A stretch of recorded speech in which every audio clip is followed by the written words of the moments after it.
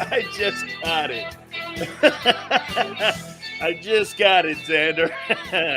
Happy Election Day. Big Sills National Football Show. And are we going to go on a ride today? Oh, yeah. Please, I implore you to get out and vote. Ask yourself this one question before you go and pull the lever.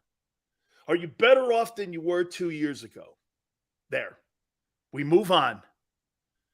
We'll find out what America's answer and what folks in the Philadelphia area think tonight or over the next couple days here.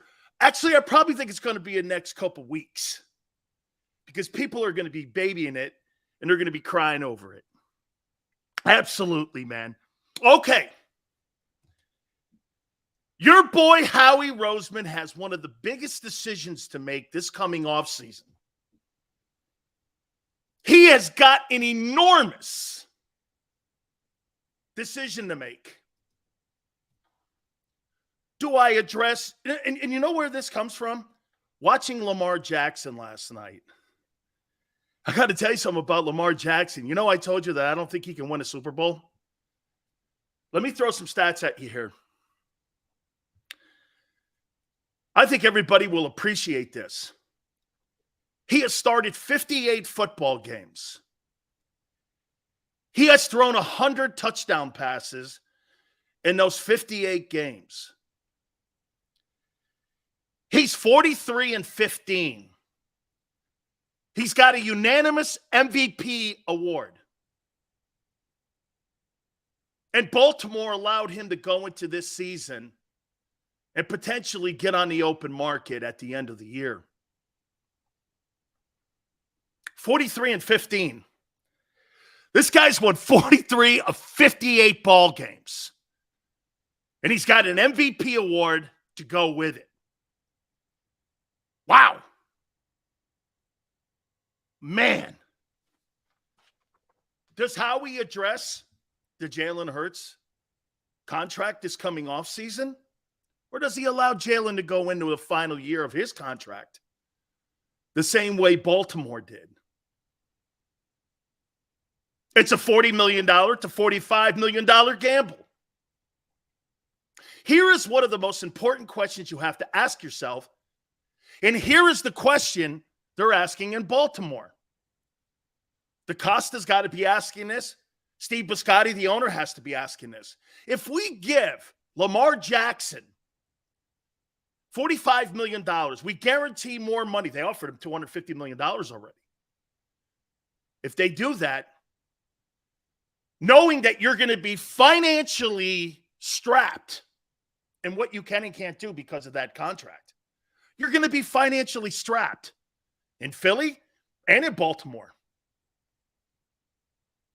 Are you confident the organization is continuing to put pieces around Lamar Jackson and soon to be Jalen Hurts?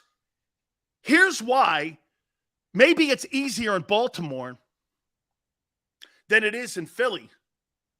There's no A.J. Brown in Baltimore. Who do you have in Baltimore? Mark Andrews? That's the only guy he's got. And what did I tell you about Deshaun Jackson? This guy will probably have what? Cramps? Have to take his Midol, get his money, and he's going to bail, pull the ripcord. Guy's hurt already. Really? Who didn't see that coming? Jesse James used a gun when he robbed banks. Deshaun Jackson used his reputation to rob the Ravens. That was never going to be a good sign, and everyone knew it. Anyone with any brains. It's shocking that the Ravens did that. Is Howie going to be able to continue to build? Howie can't build the team the way he's building it now with a $45 million quarterback. Never in a million years. No way. Pieces on that team will not be what you see today if you pay your quarterback. Is Jalen good enough to carry a team? I don't think he is. Lamar is. Lamar's got Mark Jackson. Or excuse me, he's got Mark Edwards. That's it. They're There's not a receiver on that team that's worth a shit. There's nobody on that team. He was spectacular last night. He was spectacular. You got to ask yourself. I mean, like I said, he's got Mark Andrews. That's it. There's no great O-line. There's no great wideouts. That team is not put together very well right now. And they're winning ball games. Can Jalen do that? He ain't no Lamar Jackson. 100 TDs in 58 ball games. That's a huge decision now that you have to put out there. You're able to put a great O-line together. You're not going to be able to keep that O-line intact. Absolutely not. With a $50 million quarterback, $45 million quarterback, you're not. You're not. You will not keep that team, as you see today, intact. That team will not be the same in 2 years if you pay your guy. By the way, I'm not suggesting they shouldn't. I'm asking you, do you think they could continue to build the team around a $45 million quarterback when we're watching it go on in Kansas City? You got dudes in Kansas City, but you have Kelsey. I think the most important player, just like in Baltimore, for Jalen Hurts moving forward, if you are going to pay him, will be Dallas Goedert. Not Devontae Smith or A.J. Brown. Those two guys are high-priced pieces that you won't be able to afford.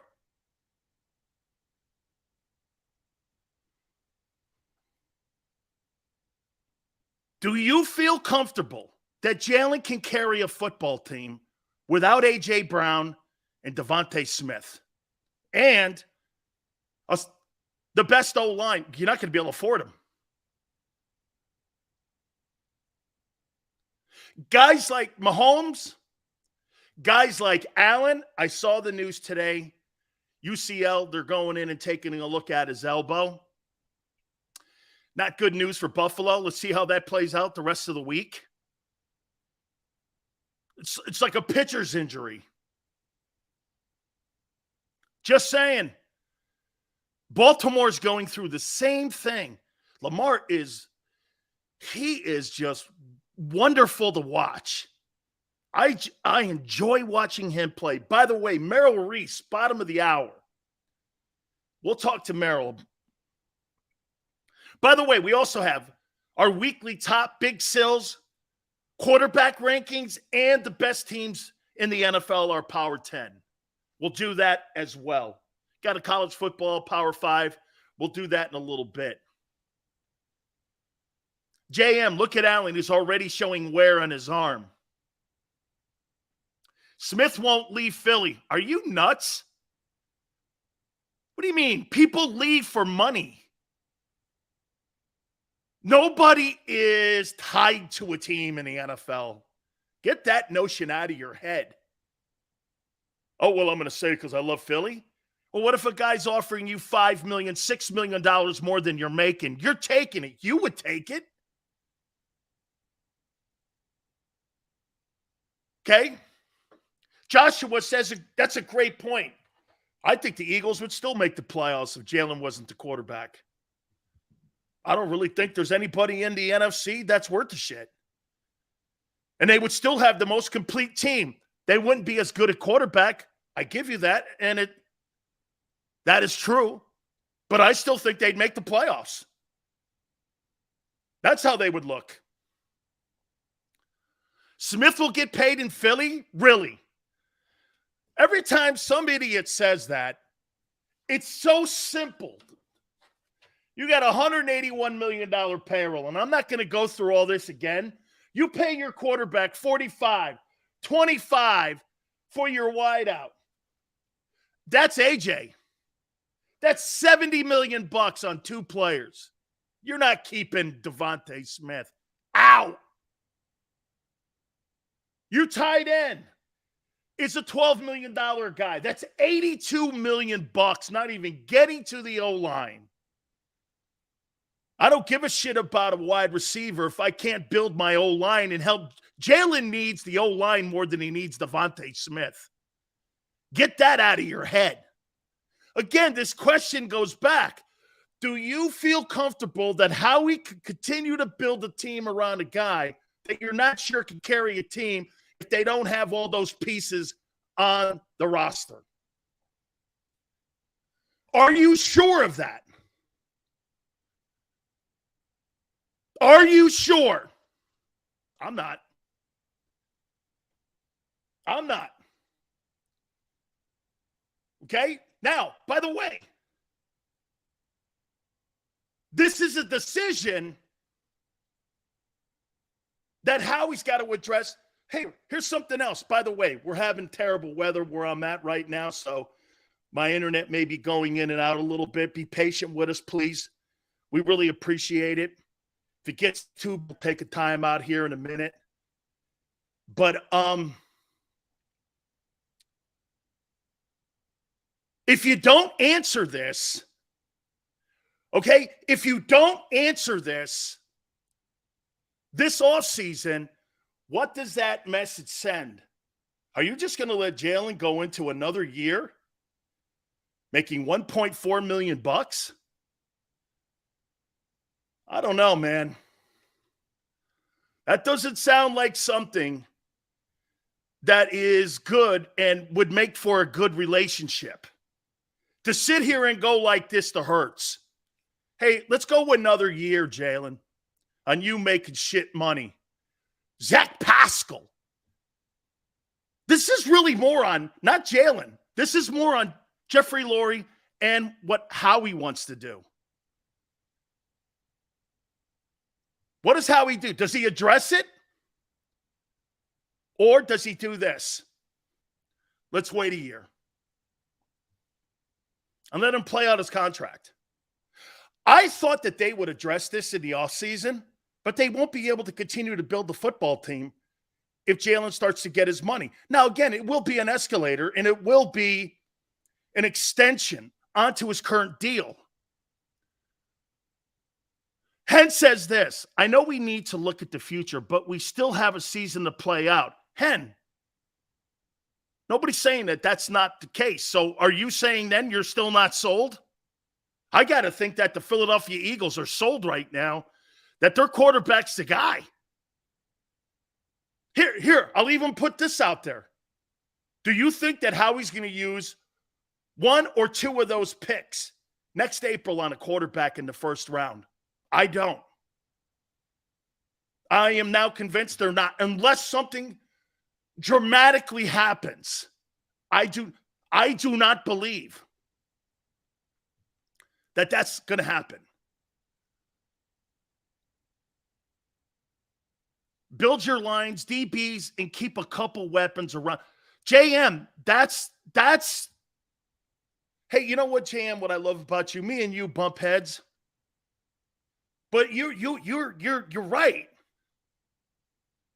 Okay? Goddard's the key. It's not AJ. Because look what the key is in Kansas City. It's Kelsey. Look what the key is. It's becoming evident. I'm not saying AJ's not a great player. He is. It's starting to become a factor, though, that the key component in the passing game. Hey, can I say this to you? Dallas Goedert, to me, has been more impressive than A.J. Brown.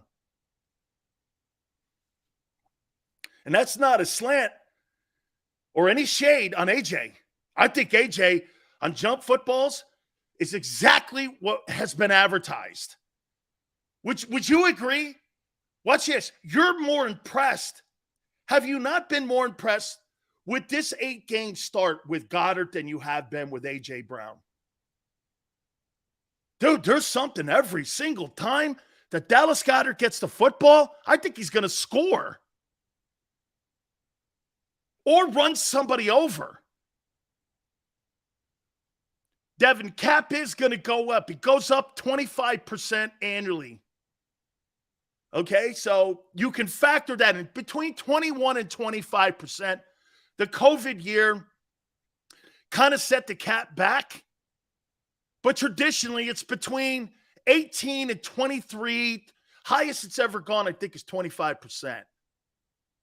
So you factor that in when you're a capologist like Howie. Dallas Goedert's having a spectacular season. I would put this to you. I saw somebody say something that Sileo's comparing Dallas Goedert to Gronkowski. No, I said style of play, not resumes. Style of play. He can block. He can catch. He is great after the catch. All the things that Gronk did. And he's a red zone nightmare.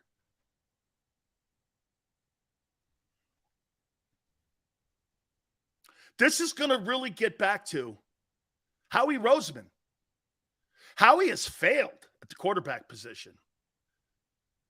He's got an opportunity here. How is he going to handle it? By the way, Jalen Hurts is not the athlete that Carson Wentz is as a quarterback. But you know what he is? He's better all around in everything. Here's the one thing that Carson Wentz never got, and I'm learning it, and I'm seeing it, and it's played out. Jalen Hurts inspires people. Carson Wentz doesn't inspire a locker room. Okay? All the great ones inspire a locker room to some extent. When you have a great quarterback, you know, because they all follow him. No matter who. Look at Geno. Look what's going on in Seattle. You know what the players were saying about him last year? When Russell Wilson got injured last year, the Seattle players from a year ago were all saying, man, this guy's really fun to play with. He's really inspiring. Russell Wilson lost that in Seattle. Even Geno has that. That, to me, right there, that says a lot about Geno Smith and why he's having a great year. He's got a coach that believes in him, a boss. Hey, how many of us out there, when you don't have somebody that's pushing you and believes in you and comes from a place of success instead of destruction? We all know what that's like. We've all had shitty bosses. We've all also had great ones that inspire you. Jimmy Johnson used to say this: tell a player who he is and what he is, he'll remain. Tell a player what he can be, he'll become. Inspire them. Turn C students into A students. That's the mark of a great coach or a great leader. Let me take those C. The world is filled with C students. It's filled with them. The very special A students. And people that know how to motivate people can make those C students get the most maximum out of them. Completely. There is no doubt there's a big decision to make. Philadelphia Eagles won't keep that team intact. They will never keep that team intact with a $45 million quarterback. By the way, here's something else to think of. So you paid Cooper Kupp and you paid Matthew Stafford in the offseason. Look at that team today, the Rams. Look at it. Their old line is in shatters. Look at their D-line, even with Aaron Donald. Awful. So they've got Cooper Kupp and Matthew Stafford and no running game and a zero offensive line because they paid those two guys. Come to the realization here. When you start paying Jalen, there's no dynasty. You got 14 free agents, too. Half that team's not coming back next year. Then you got to come up with this. Do you think this kid can carry a team without A.J. Brown or Devontae Smith on it? Can he do what Lamar Jackson did last night? I don't know. I don't know. I don't. Lamar is special. Packers spent $50 million. That's right, Kevin, on Aaron Rodgers, and they have horse shit around him. And you got a quarterback who doesn't see that Aaron Jones is actually where that offense needs to go through, not him any longer. If you're not going to throw the ball any longer to people that are successful wide receivers and you got Aaron Jones, why not run the ball?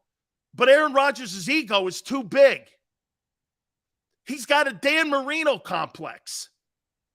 I know what's best for this team. Well, you're 3-6. No, you don't. When you're winning MVPs, I'm going to give you the latitude and the equity because you're Aaron Rodgers. But when you're 3-6, the coach and the GM have to step in. Gutekunst has to step in and go, no, you don't, Aaron. Run the ball or our season is over. And we may have to start playing Jordan Love. They'll go like this. Why would you play Jordan Love? You're paying me $50 million. Not after this year, we're not.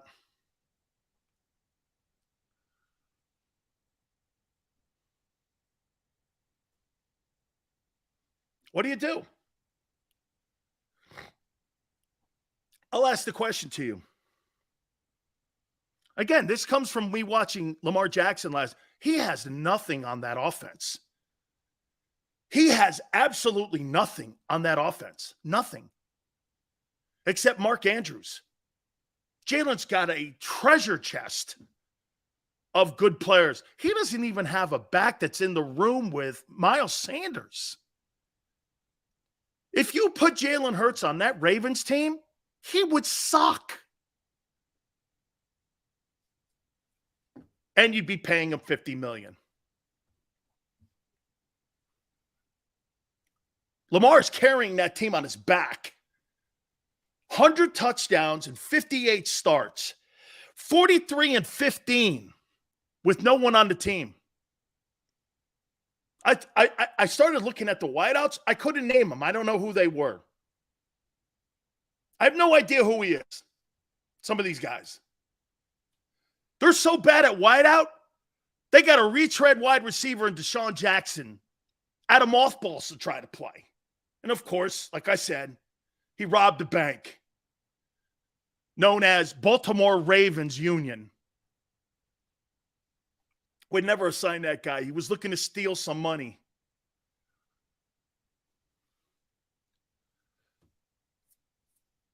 Jackson in Tennessee with Derrick Henry.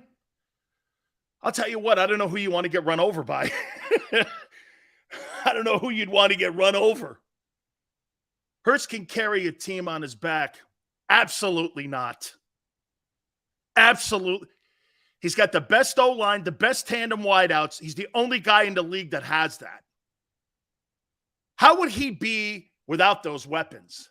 Because you're going to find out soon enough, and you know this. You won't be able to keep. By the way, I was listening to Sports Take. Your own guy, Jeff McClain from the Philadelphia Inquirer, said it. You're not going to be able to keep all these guys. He said it too. The blank is drafting defensive playmakers, and Goddard will cross that Smith bridge in 3 years. You won't cross that Smith bridge in 3 years. You'll cross that Smith bridge in 2. Maybe this offseason, if you sign Jalen Hurts to a contract extension that kicks in after his rookie contract is up, either A.J. Brown or Devontae Smith, and some of those linemen are gone. That's the decision Howie has to make. When do you address this?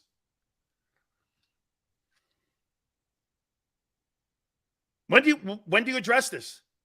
Do you really let him play into another year on that rookie shitty deal?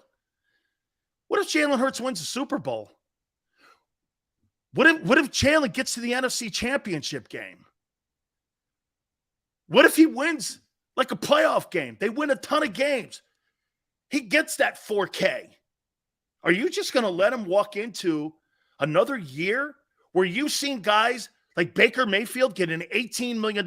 Now, I get he's a second rounder. There's different rules than from a first rounder. I get it. But you have people picking up shitty extensions for the worst. Baker Mayfield's terrible. He got an $18 million 50-year extension. Extend Hargrave, frees up money. Well, there's another $15 million. You got 3 DBs you're going to pay $15 million to. Now you're going to pay another $15? He's making $12.9 now. Market value for a top-flight DT like Javon Hargrave is $17.3. You're going to pay $17.3 for Javon Hargrave. Really? When you got 2 DBs that you got to still sign this coming offseason, then you got to address the Jalen Hurts deal. Boy, there's a lot of decision-making.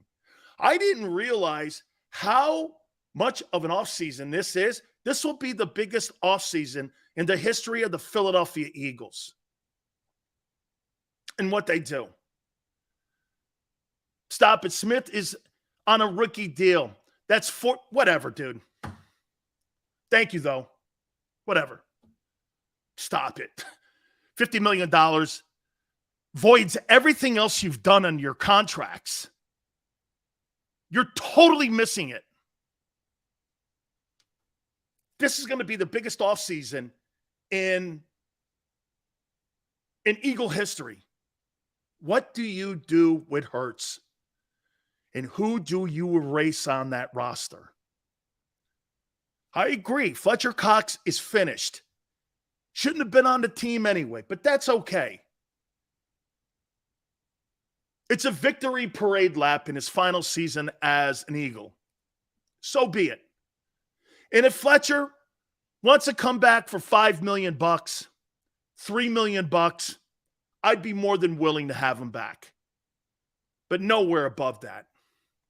Because I'm going to tell him I need money for Hurts and other pieces on this team. You got to rob Peter to pay Paul sometimes.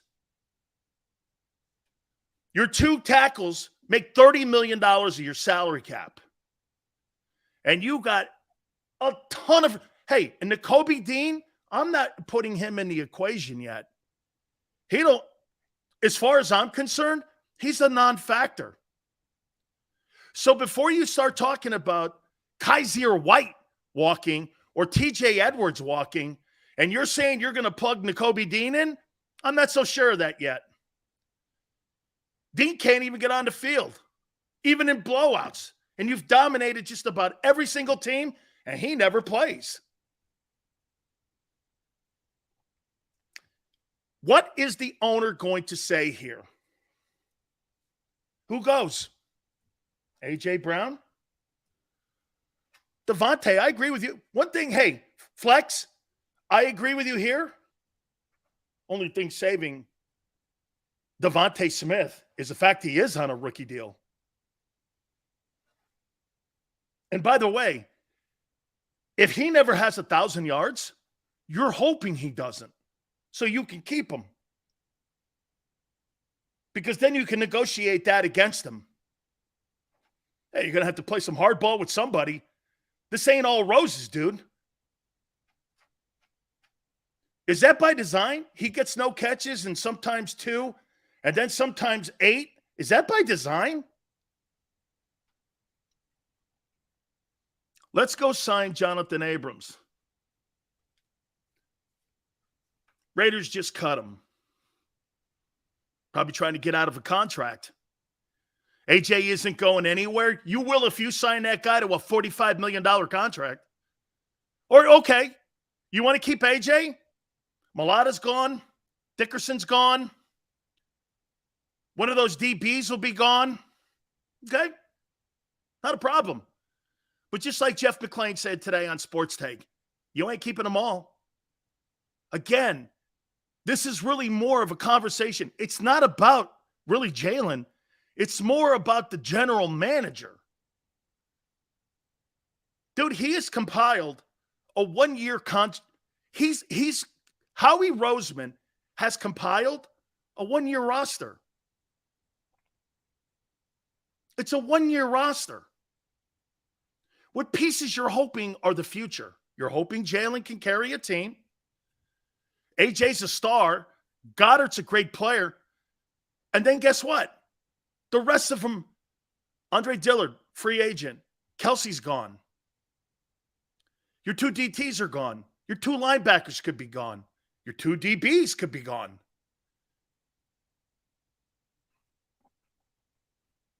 So how is Josh Allen getting paid $45 million and Diggs top? They're not paying it back. And they don't have a number 2. He carries the Bills.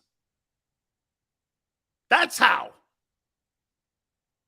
He doesn't have a Jason Kelsey. He's got a Stephon Diggs. The same way Mahomes does. Mahomes has no number 2 and no running game and a suspect line on the right side. That's how. Philadelphia has the best of everything, except the quarterback's pay. It's the only reason. Again, I was thinking of this last night when I was watching Lamar Jackson. By the way, Mel Reese, 3:30. He's going to join us right around here in this time. I can't wait to talk to him. Love talking to our friend. And, hey, and by the way, the guys you're paying on defense, I'll get to it in a minute. Pro Football Focus says the Eagles are the worst tackling team in the league. You're lucky your secondary's playing the way it is. That's a testament to your front seven. Your front seven's the worst tackling team in the league. I don't know. You're 8-0. Get it. Thank God you played not very good football teams. Or good quarterbacks, I should say. Worst tackling team in the league. I'm going to ask Merrill that question. Sills is a cat expert now. No. But I know how the game works. That's why, guys, this is why you see a lot of mediocre football being played in the league right now, because you know what? Howie has taken full advantage of one thing. What is that?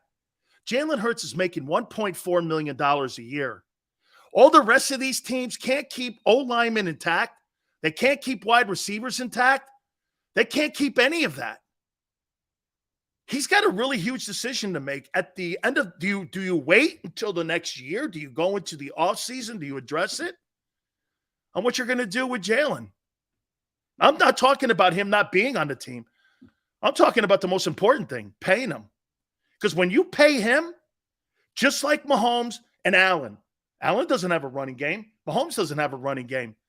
They don't have a number 2 wide receiver in Kansas City. Why is that? Can't pay for him. He's now in Miami. You got Kelsey there. Boy, I'll tell you, these are all good things, though. You got an 8-0 football team, and every time I bring the legendary voice, Merrill Reese, in on that, what does Merrill always tell us? When I say, Merrill, you're 8-0. I say, let's go 1-0. I'm programmed. Merrill, this is such a great story, though, here. I mean, it's got to be a lot of fun to watch a kid who everyone thought when they first drafted him, and I'm talking Jalen Hurts, they thought he was going to be a seatbelt, a safety belt for Carson Wentz. And to see how I thought he'd get better, Merrill, but have you been shocked by how fast he's gotten better? To a degree.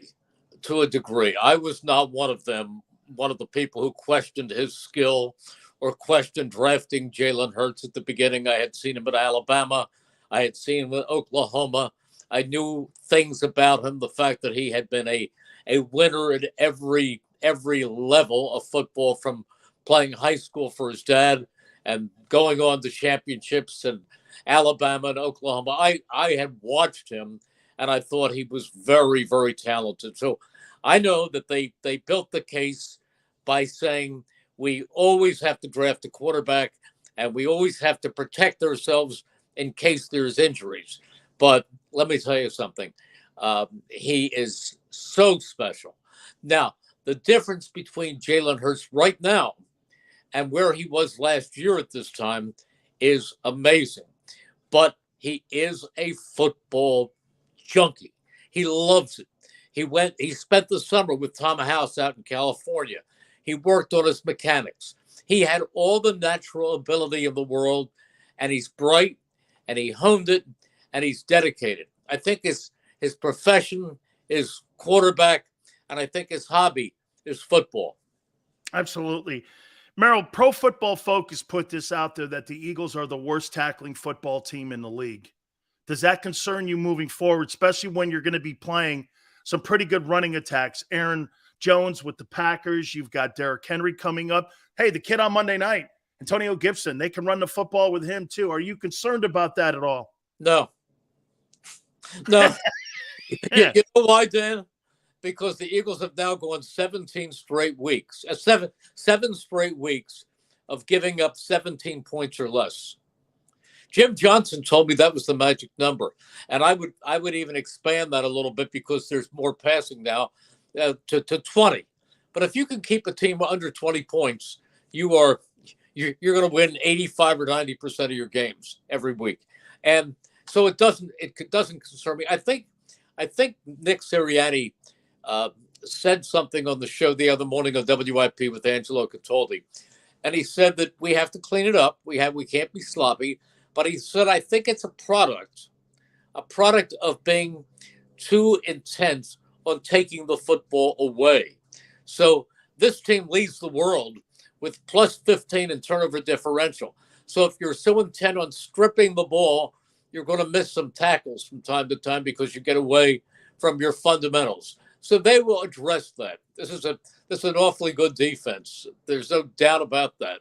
But so to be picky, I'm concerned about tackles, so they'll learn to tackle. They'll work it out. But I'm more concerned about points, and rather than this and that and this and that. Listen, they played Dallas when they had Zeke Elliott and the Tony Pollard. They beat them. They shut down Dalvin Cook, didn't they? T.J. Edwards was all over him in that game. I mean, Dalvin Cook's pretty premier. So am I concerned about it? No. I'm more concerned about my putting right now. Oh, wow. Be honest.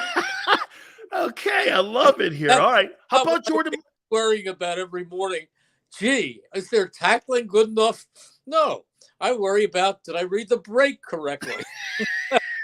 I love it here. How about Jordan Mailata? Last 2 weeks has been giving up some pressures and hasn't really looked himself. And actually, you know what, Merrill? I would even go here. Since that injury, I don't know. Maybe, he's trying to overcompensate a little bit, but he's given some pressures up. I heard him on IP myself a couple weeks ago with Rob Ellis, and he was talking on, he was his biggest critic that he's got to play better. Are you concerned about that a little bit? Because, again, this is kind of like a long bye here. Got 11 days to the next game. Yep. And well, I think that's good. I think that's good against Washington. He was coming off a rib injury. I mean, he was coming off a shoulder injury. I mean, he wasn't 100% healthy. And believe me, if you're not 100% healthy, playing 2 games in 4 days is it's really, really tough. And then throw a travel day in there too. But he's too good not to bounce back. He'll be fine. Merrill, I'll tell you, I watched that kid Mark Edwards last night. Then you watched Jason Kelsey. Have you been surprised by the development of Dallas Goedert? Dallas Goedert, he's not Gronk, but I'll tell you what he does. He blocks as good as maybe the best tight end that we're talking the premier ones. His run after he catches it is superior. I mean, he has a nose for the end zone. He's physical as hell. Have you been surprised on how he's developed since he's been given the starting job? Yeah, a little bit because he's that good. He's that good. I was at they have on Tuesdays, they have the coordinators out for about 15 minutes each. And I asked Shane Steichen, who was the Eagles offensive coordinator, if he felt that Dallas Goedert had approached the level of the elite tight ends. And I named a couple of them. I named, of course, I named Travis Kelce and George Kittle. And Shane Steichen said, he's there. He's there. There's nothing he can't do. With the ball in his hands, he's He is tough to bring down, and he's got great hands, and he's a great blocker. And Nick said something about that too, that he has reached the level of the top tight ends right now. He deserves to be considered for the Pro Bowl as one of the best at his position. Absolutely. And Andrews, I don't believe he even played last night, but Andrews being on that team, he's one of the elite guys that's in the NFL. Let me take you on the defensive side here, Merrill. The play that CJ has and how he has played and picked up the defense. He's been one of the most impressive guys on that defense. And I'd say this to you, Merrill. Maybe CJ's the best defensive football player that Howie signed this offseason. I mean, has he surprised you in his play? 5 INTs already. Yeah, he's terrific. He's terrific. Although, maybe the stats aren't there. He's got a couple of interceptions too. James Bradbury has been the perfect complement to Darius Slay. I mean, Bradbury's been tremendous. And listen, they've done a great job in plugging holes, and they always talk about upgrading in the National Football League. They've done that. I mean, Kaiser White doesn't have the stats, but he's played very well also. They've just been an upgraded football team. How about when you talk about impressive? How about Hassan Reddick? I mean, there's a guy who's made an impact also. I mean, he's got 5.5 sacks, and he's just a really, really big factor in that defense. So there are a bunch of them. They've done a great job in personnel acquisition. You think we'll see more reps coming up on Monday for Robert Quinn? Because I think they'd like to get him in the rotation. He only played a few reps this last week. Yeah, I think they just needed some time to acclimate him to the system. But I do believe that he'll play more than the 10 reps or the 6 that he had the first week. I think he'll be in that 20 rep category. Merrill, do you know that this is probably going to be a super week for you when you call the Washington team? Do you understand why? Well, because I can say that because they're the Commanders? No, because you don't have to go to that shitbox FedEx Field. Oh, my goodness. But I already went there. We went there earlier in the season. Eagles, this is the second game. You can't take back what's going on. I did sit there. And you know what? It's not the worst, Dan. It's not the worst. You know what's worse? Tell me. Miami. Really? Old Joe Robbie, which is now a Hard Rock. Yeah, it's a hard view. It's for a broadcaster. We're sitting in the corner of the end zone. You're blocked out from part of the field. I mean, when you're there, you're just watching it off the monitor. The broadcast, and it's closed in glass. It's an awful place. Awful. Now, I'm not talking about the stadium if you're a fan. Yeah. But once upon a time, when it was Joe Robbie Stadium, we sat on about the 35-yard. I don't know if anyone cares about this, but we've sat on about the 35 or 40-yard line, middle level, looked down on the field, had a great sight. Now, it's worse than Washington. At least Washington, when they're on your side of the 50, it's fine. It's fun. In fact, the other night we were at NRG Stadium, and we're so far up. The only problem is every now and then you're blocked out from the action because a plane flies by. That's right. The Astrodome's right next to the thing. It's so hot, but you have a good view of the field. You don't. Miami is worse. I'd like to say that Hard Rock Stadium is worse than FedEx. Wow. Merrill, I want to end with this with you. I watched the highlights that the Eagles put with WIP. Your spotter, Mike Quick, yourself, watching you guys work together there like that, how long has that crew been together? Because I'll tell you what, you're spectacular on the call, but you can't be a spectacular play-by-play guy if you don't have a great team around you. And boy, it just looks like you have a spectacular team around you. How long have you guys been together doing that? Well, Billy Werndell, who has been my spotter for of the 46 years that I've done it, has been my spotter for probably 38 of them. Wow. He had left and done some television for a while and moved out to San Diego. You must know Billy. They called him Philly Billy out. Oh, yeah, absolutely. I forgot he was on 1090. Yeah. So Billy's back here. So Billy has been back as my spotter for the last 5 years. But overall, he's probably done 38 of my 46 years. And Mike and I have worked together now. Mike is in his 25th season as the color analyst. And it seems hard to believe that he's been done playing for 25 years because he was a 5-time All-Pro wide receiver. And my producer, Joe McPeak, who ties the whole thing together, he's been around with me for about 35 years. And my statistician, Terry Small, has been there for a good 25 years. So we're what you would call a seasoned crew. What a great crew. I watched that highlight reel that they put together every week, and it's really fun to watch and really fun to see a great play-by-play team all working together there and how everybody doesn't step on everybody. It's really wonderful, and it's always awesome of you, Merrill, to find time for me. Thank you so much, my friend. Thanks, Dan. Have a great day. You got it. That is the legendary Merrill Reese and voice of the Philadelphia Eagles. Yeah, you got to watch that. Watch that reel that WIP and the Eagles put together.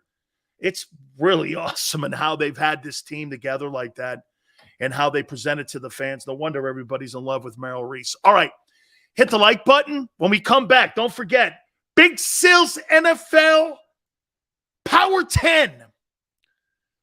The top quarterbacks heading into Week 10 of the National Football League. Who are they? Hit the like button. Keep it here on the National Football Show. It's a fall car fest, and Jeff D'Ambrosio, Destination Downingtown, says, yes, you can. Jeff says, yes, you can choose from over 1,000 vehicles in stock with no wait. Yes, you can still get low prices, leases, and big discounts. Yes, you can still get low interest financing. And Jeff always says, yes, you can have a real deal buying experience without the hassle. When the other dealers say, no, you can't, Jeff says, yes, you can. Jeff D'Ambrosio, Destination Downingtown. Nobody treats you better. Jeep Adventure Days.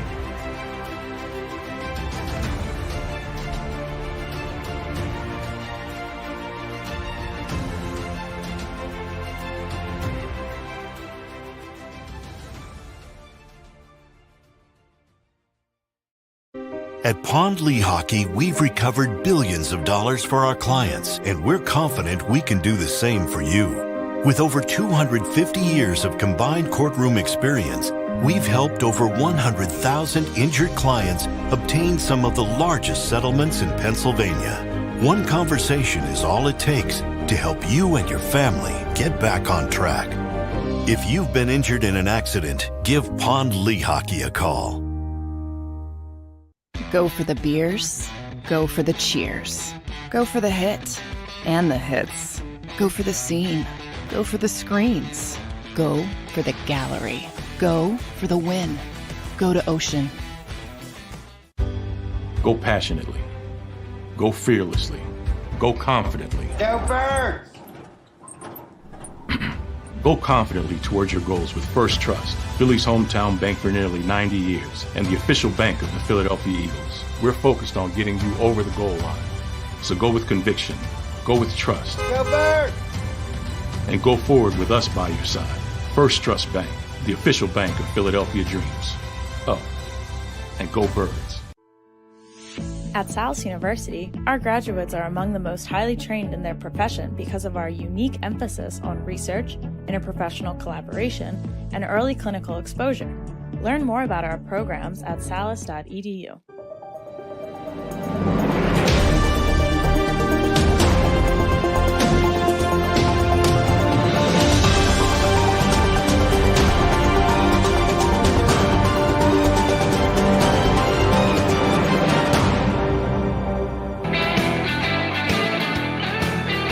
Billy is Merrill Reese's father.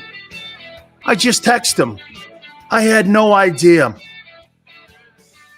Talk about CTE. Big Sills National Football Show. Please hit the like button. Holy cow. Philly Billy worked at a radio station that I worked at called the Mighty 1090.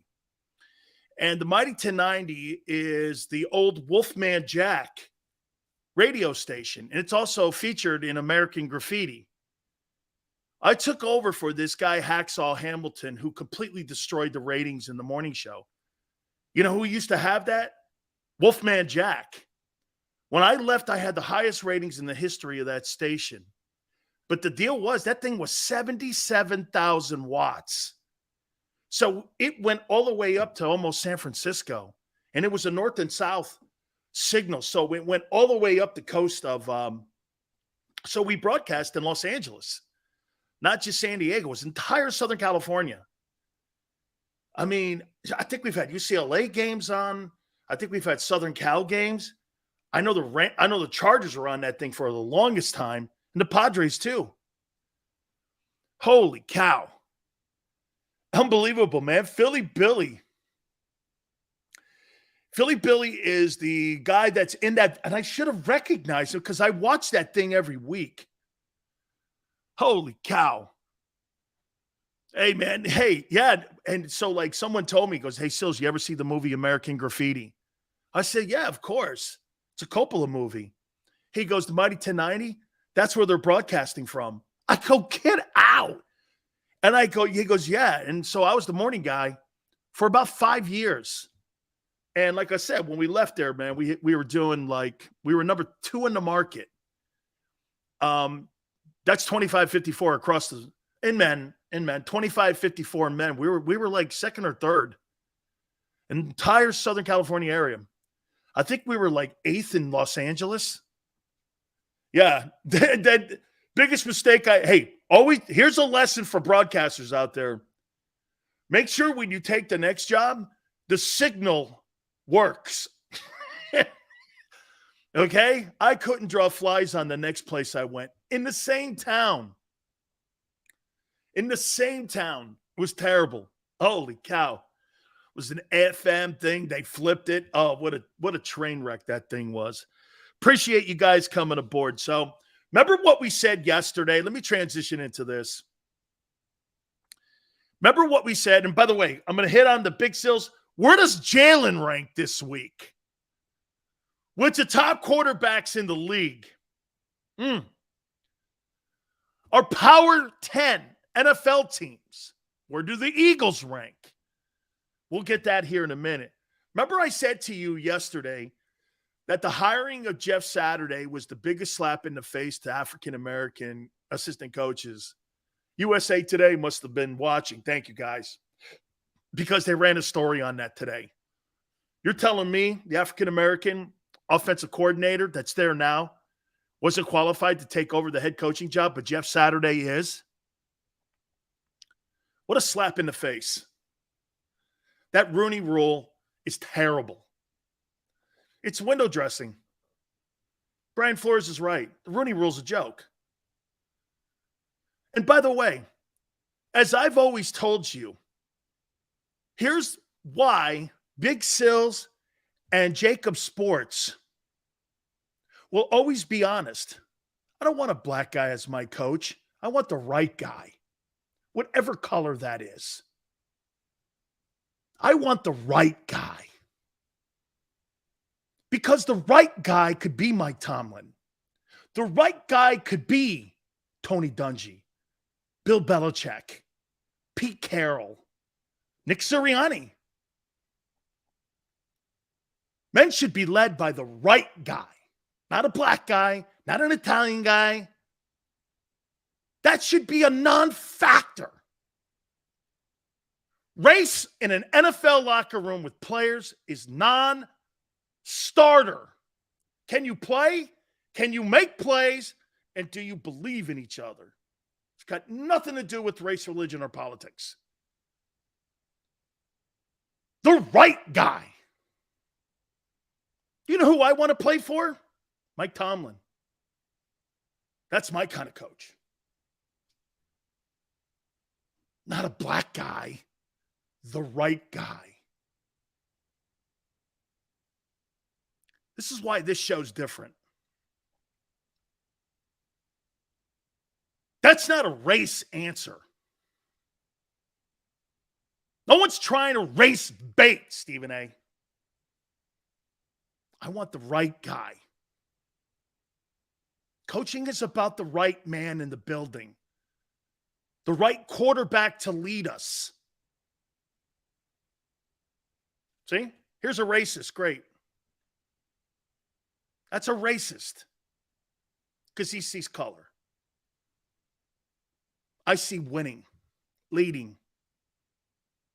Nothing else, nothing more. It's not about color. It's not about your politics. Are you the right man to lead men? General Colin Powell, one of the greatest military leaders of all time. I've actually met him a few times. What a man. I've met Norman Schwarzkopf. I've met Tommy Franks. I'm friends with General Petraeus. When I lived in Tampa, Central Command is right there. I got a chance to meet all these men. General Colin Powell, Norman Schwarzkopf, right there at the Mayflower. We all used to go in. Me and this guy, Ted Webb, who worked on WFLA 970. We'd go in there, and there's General Schwarzkopf sitting there with General Powell.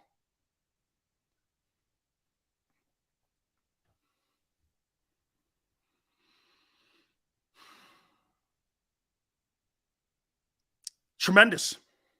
The right guy. Jim Irsay's trying to justify hiring Jeff Saturday. What a joke. Honestly, man, what an absolute joke. That Rooney Rule, you can kiss my ass with that Rooney Rule. It's code for affirmative action. I got to hire, wait a minute, not hire. I got to interview a black guy, so I'm going to do it. It's not coaching. That's not coaching. You know, the one place that I love more so than society is an NFL locker room or a college locker room. You know why? Because people look at each other for who you are. You know, when you play at a place like Alabama or the old school Miami guys, who I'm friends with to this day, it's really a great fraternity. Nothing's off limits. It's a great place to go and to form relationships that you have for you the rest of your life. You guys know every time I bring up Jerome Brown, you know, got a chance to meet his parents and all that, understand a little bit different. When Jim Irsay does that, he sets back the hiring process. He hurts people like Eric Bieniemy. Well, here's why I hired an analyst. You know, it's one thing if you hired an analyst like Tony Dungy, who's had experience at coaching men, or Bill Cowher. You know, if you went and you all of a sudden Jim Irsay goes, well, I'm going to bring Cowher in as the interim, or I'm going to bring Dungy in as the interim, right? It's one thing to do that. But to sit there and just, yeah. Wasn't there some deal with Irsay a few years ago about some racial BS? I don't know that, but I know the pill popping stuff. They suspended him for it. Jay says, do a poll sales. Here, yeah, let me get off of that. Let's get back into a little bit here with Jalen here. Do a poll sales on how many years Hurts' contract will be. You got to first figure out, though. Jay, you got to first figure out if they're going to address it in the offseason or they're going to let him play it out. What kind of message does that send to Jalen, especially if he gets the team in the Super Bowl? What if that dude gets that team in the Super Bowl? What if he gets him there? Okay? What are you talking about then? You're talking about having to address it. Saturday is Jim's pill guy. Not cool, but funny. I mean, right? Not cool, but funny. Very good. All right. Big Sills, QB Power 10, quarterbacks. And the Big Sills Power NFL rankings. We do this each and every single week. This time of the week, please hit the like button. Where does Jalen sit? Where do the Eagles sit? We'll do it all next. Keep it here on the National Football Show. Philadelphia fans were cut from a different cloth. Born into a brotherhood and bonded to our team for life. We believe anything is possible because we've witnessed the impossible. While we may be from different neighborhoods, come Sunday, we are one, and we will be heard. Pondley Hockey, official partner of the Philadelphia Eagles.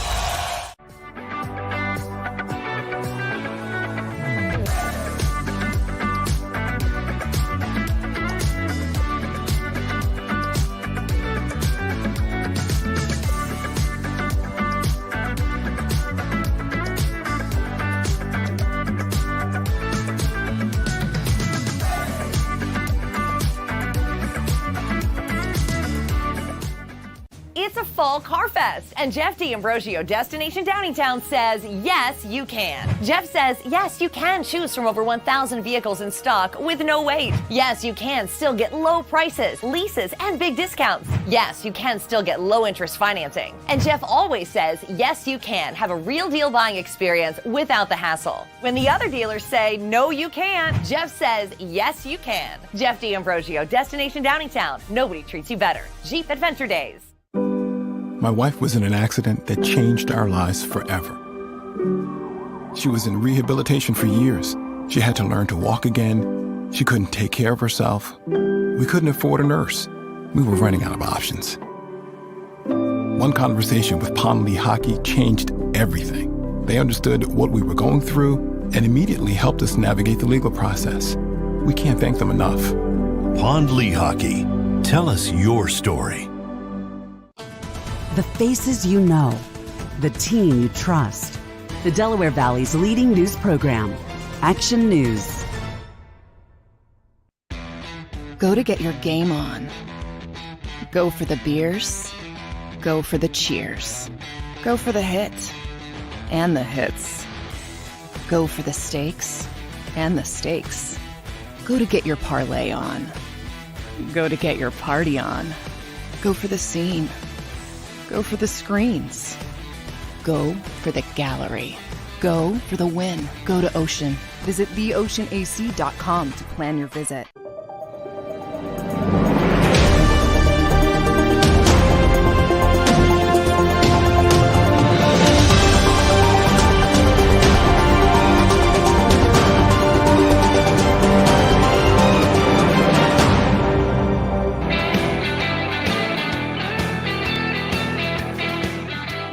Big Sills National Football Show. Please hit the like button. Thank you guys so much.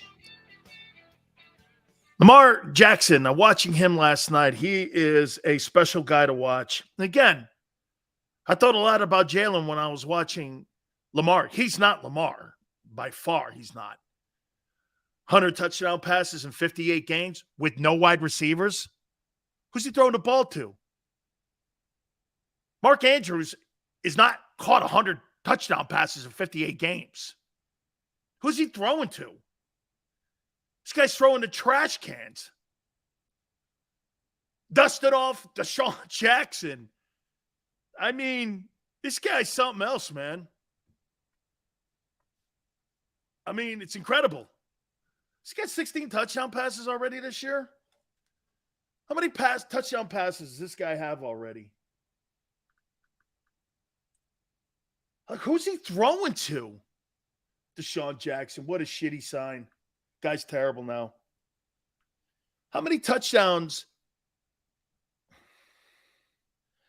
How many touchdown passes does Lamar Jackson have?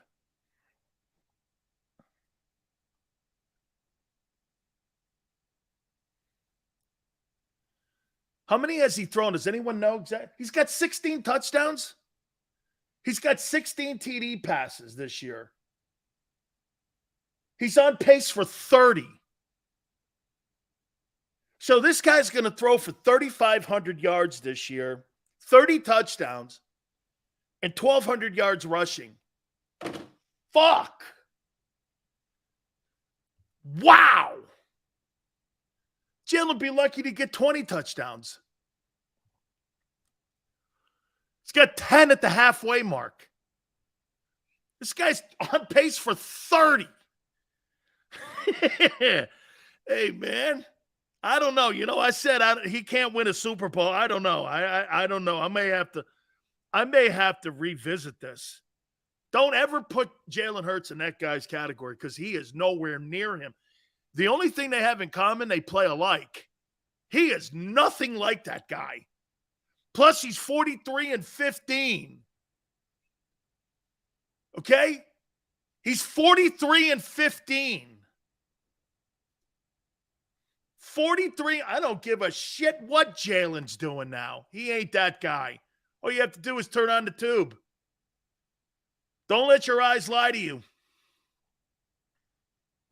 With nobody. Jalen's got 12 touchdowns. Yeah, A.J. Brown and Devontae and Goddard. You better. Hey, watch this. Congratulations for not robbing a bank. That guy's got Mark Andrews and no one else. No one. Zero. No one. And he's got 16 TD passes. Okay, you're right. They're the same. You put you put Lamar Jackson on that Eagle team? Whoa. Hey, man, I don't know. How about this? You put him on that Miami team. This guy's got 100 TDs and 58 starts. Again, the question will be durability with him. He's a little reckless. Flex, Hurts has got 12 touchdowns and 2 picks. He ain't Lamar Jackson. He is not. Guy has afforded the best O-line, the best wide receiving core, and one of the top 3 tight ends. Congratulations, dude. You should be doing some shit. Again, I think what we're starting to do here is this. Okay, that's great that Jalen has increased his conversation to be in the conversation with all these elite quarterbacks. I think that's fabulous. But now that he is, so congratulations, dude. You have more weapons than any quarterback in the league, and yet you're still not considered better than them. That kid can't carry a team like them other guys can. He's part of a system that they've built, which is great. This is more Howie, actually. I wonder what Justin Fields would do in this offense. I'll give it to Xander here. Sills. Justin's getting better. 3 weeks in a row, maybe 5 weeks in a row.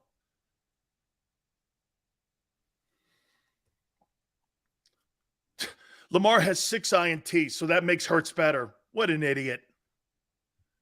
What an idiot. Yeah, okay. Hey, Big.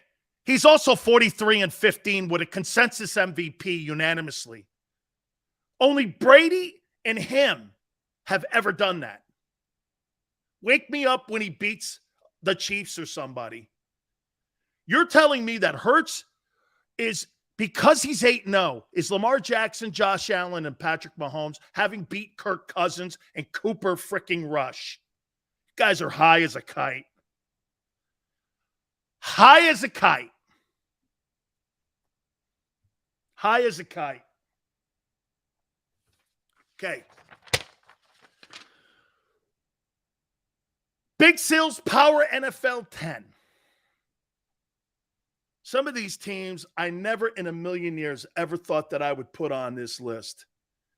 I never thought I would put some of these teams at the beginning of the year on this list.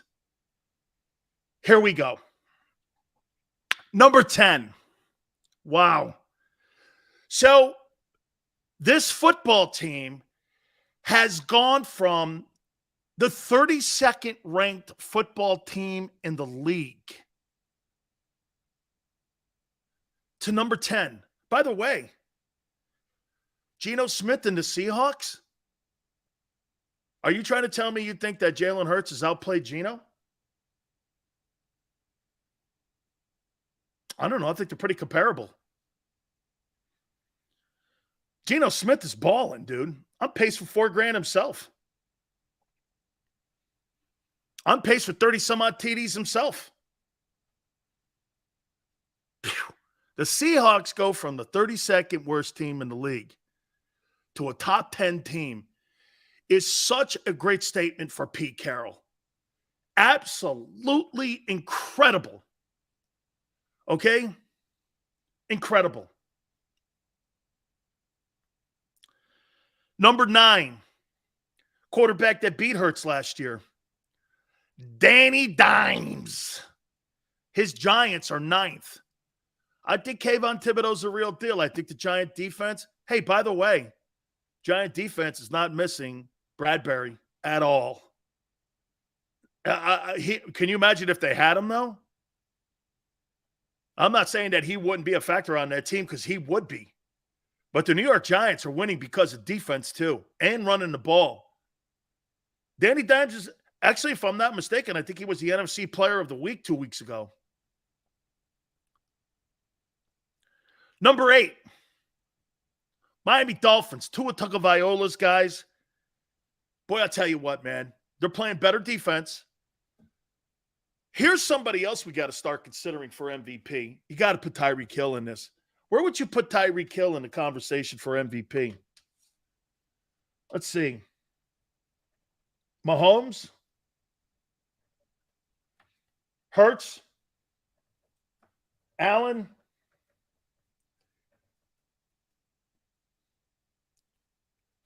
Tyreek Hill? And Lamar Jackson. You got to start putting Tyreek Hill in the conversation. You got to start putting him in there. Okay? I checked the stats yesterday. Geno's playing better than Hurts, but they still can't beat the Eagles. Agreed, Andre. I agree with you 100%. I agree. That Seattle team cannot beat. And if they have to go to Lincoln Financial in the playoffs, there's no way they're beating. I don't think so. Tell you what, man, that kid Walker from Michigan State, he looks pretty good too. Dude, you got to start putting it. What if he gets 2,000 yards? Man, Tyreek Hill, I couldn't have been more wrong about a guy. I thought his stats would suffer. Dude, Tua is, you're rooting for Tua. I am. I'm rooting for him. I just want him to stay healthy. Play the year out. How far can he take that Dolphin team? In a year, we don't see a lot of great football teams, except maybe one. How far can Tua take that Dolphin team? Okay? Look, Tua's a better passer. Jalen is more complete. Jalen can do more, and he can cover your problems on your football. Like if Tyreek Hill or Jalen Waddle go down, Jalen can run. Tua can't run. You would never want that guy running in open field. He's one hit away from retirement. That's not what you're looking for with Tua. You do not want him running the ball. Jalen is durable. Jalen's a more complete. He's not the better passer, but he's more complete. I agree. Tua's just not reliable. He's not, because he's one hit away from potential retirement. Yeah, me too. I'm taking Hurts over Tua. I am. I'll tell you what, though. Both guys have really had really fine years so far. A lot of football to be played, but they're both playing some pretty good football. Dolphins are number 8. Number 7, the San Francisco 49ers. They got better. How about this? The Eagles, tell me if you agree with this. I think the Eagles have a more complete roster, but the 49ers have more star players. That Fred Warner, there ain't a person on your football team that plays the linebacker position. That guy's the best inside backer in the game. You don't have an edge rusher like Nick Bosa. Your wide receiver, AJ versus Debo. Debo does more. It's close. I'd still take Debo.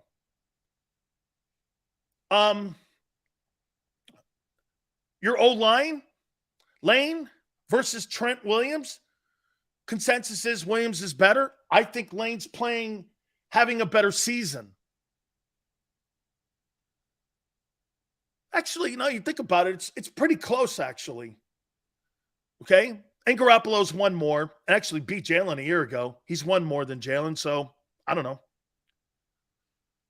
Dude, the 49er safety is exceptional. I can't think of his name right now, but he's exceptional. He's right there with Slay. And I would say this, who's a better coach, Kyle Shanahan or Nick Sirianni? I'll go with Kyle. But here's the difference between the 49ers and the Eagles, where the Eagles have a massive advantage. They get all their people on the field. Just because you can't get your players on the field, and you guys are always, Christian McCaffrey too, not forget him. Hey, just because you can't get your guys on the field, that's got nothing to do with the Eagles. That's a you thing. So if you can't play all your guys, hey, man, that's not the Eagles' fault.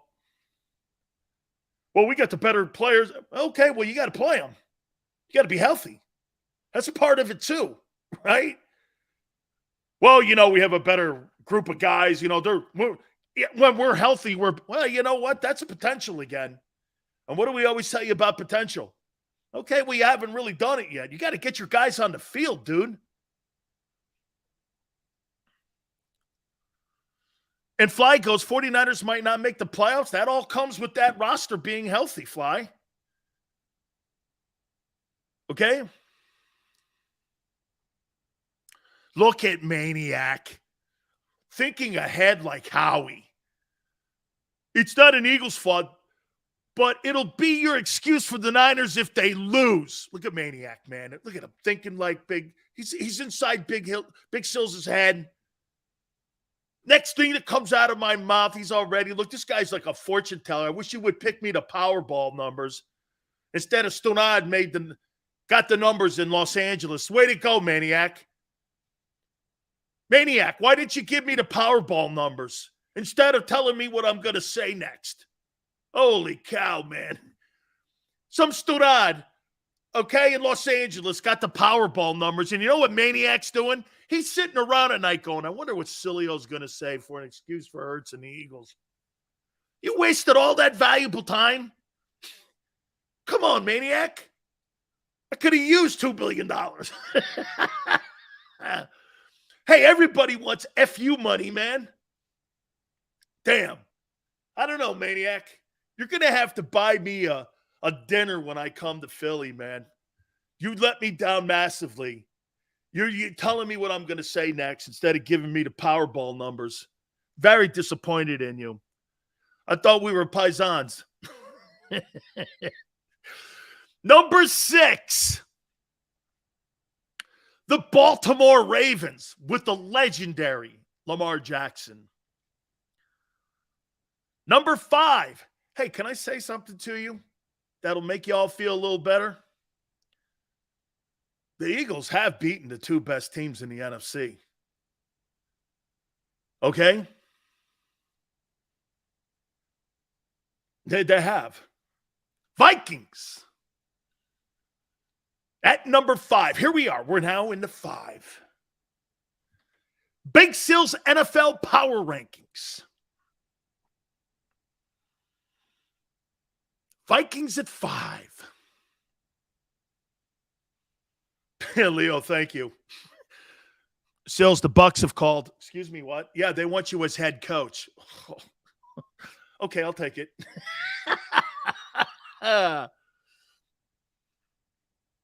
Look at Richie. I want the Vikings hired because it makes it look like a better win for us. I got you, Richie. Now I'm sounding like maniac. AJ's better than Debo. No, he's not. How can he be better when Debo does more? AJ's awful good, though. Dude, hey, watch this. It's like this. It ain't a lot, man. Hey, and if you went like this to me, if you said this to me, oh, you have to take AJ instead of Debo, I'd be like, okay, I'm all right. I'd be like this. Well, I'm all right with that. Okay? I'm all right with that. Number 4 on the Big Sills NFL Power Rankings. The Dallas Cowboys are coming for the Eagles. And if they get Odell Beckham, you'll have CeeDee Lamb and Beckham, Tony Pollard and Ezekiel Elliott, and their tight end, Dak. Wow. I think that guy looked pretty good in a Dallas Cowboy helmet. Those were words uttered today. I actually talked to Steven and said, Steven, what's the likelihood that you're going to sign Odell Beckham? Well, Big Sills, and by the way, how many times has Steven been on the show?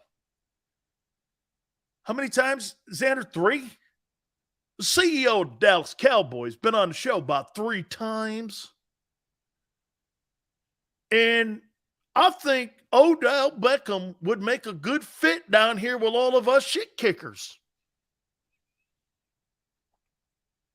Put that star on his helmet. I think that Odell would look good in that helmet. He said it on his radio show today. OBJ, baby. Who do you take, Devontae Smith or Odell Beckham? Well, Dak can find at least a third wideout. Jalen can't. Odell to the Ravens? I don't think so. No way. Better chance of making the Super. Watch this. Why would Odell Beckham pick an NFC team? You know why? Easier road to travel to the Super Bowl. Unless you land in Kansas City or Buffalo, your chances of making the Super Bowl is a coin flip over there. Hey, if you go to the 49ers or you go to the Cowboys, shit, you go to the Eagles. I know Howie's been kicking the tires on them. Can you imagine? Why not have – why not – get this. If you're the Eagles, why not do this? Why not sign Odell Beckham to keep him away from Dallas? You don't think they signed Claypool in Chicago to keep Claypool away from Green Bay? Oh, yeah, because they got rid of Quinn and Smith on defense so they could sign Claypool. Oh, okay. Yeah, that made sense. Shit, the Bears are actually still in the bitch. Cowboys and Odell Beckham. Wow, man, they're number 4. Here are the top 3 teams according to Big Sills.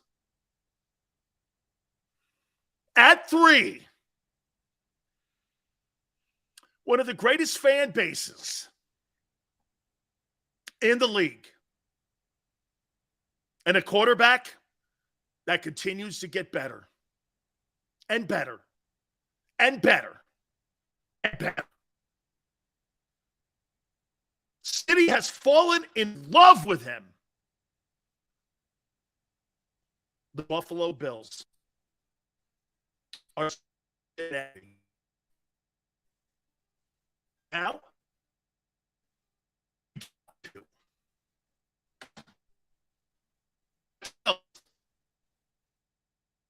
and power rankings. By the way, got some real bad. I appreciate everybody holding tight here at the end.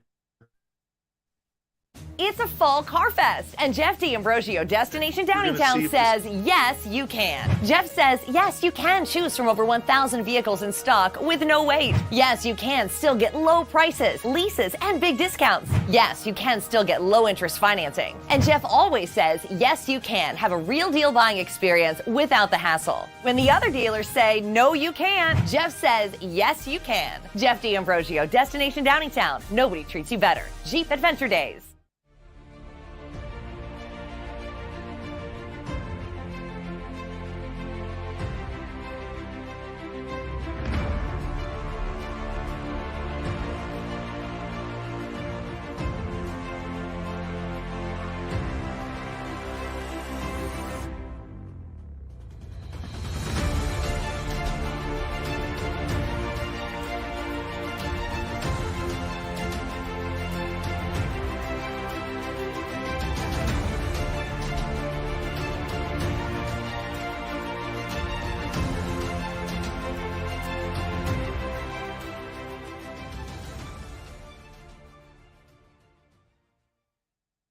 At Pond Lehocky, we've recovered billions of dollars for our clients, and we're confident we can do the same for you. With over 250 years of combined courtroom experience, we've helped over 100,000 injured clients obtain some of the largest settlements in Pennsylvania. One conversation is all it takes to help you and your family get back on track. If you've been injured in an accident, give Pond Lehocky a call. Go for the beers, go for the cheers, go for the hit and the hits, go for the scene, go for the screens, go for the gallery, go for the win, go to Ocean. Go passionately. Go fearlessly. Go confidently. Go Birds! Go confidently towards your goals with First Trust, Philly's hometown bank for nearly 90 years, and the official bank of the Philadelphia Eagles. We're focused on getting you over the goal line. So go with conviction, go with trust, Go Birds! and go forward with us by your side. First Trust Bank, the official bank of Philadelphia dreams. Oh, and go Birds. At Salus University, our graduates are among the most highly trained in their profession because of our unique emphasis on research, interprofessional collaboration, and early clinical exposure. Learn more about our programs at salus.edu. Philadelphia fans, we're cut from a different cloth. Born into a brotherhood and bonded to our team for life. We believe anything is possible because we've witnessed the impossible. While we may be from different neighborhoods, come Sunday, we are one, and we will be heard. Pond Lehocky, official partner of the Philadelphia Eagles.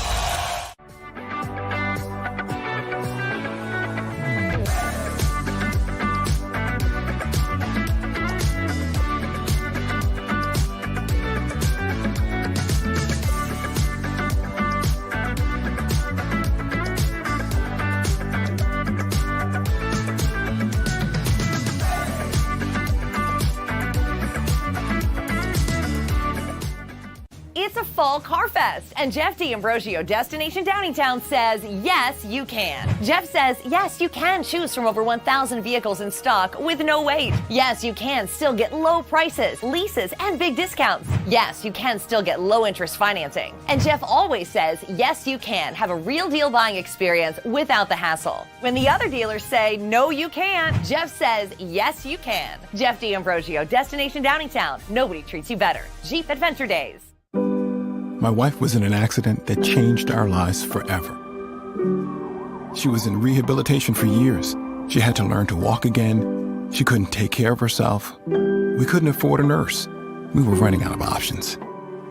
One conversation with Pond Lehocky changed everything. They understood what we were going through and immediately helped us navigate the legal process. We can't thank them enough. Pond Lehocky, tell us your story. The faces you know, the team you trust. The Delaware Valley's leading news program, Action News. Go to get your game on. Go for the beers, go for the cheers, Go for the hit and the hits.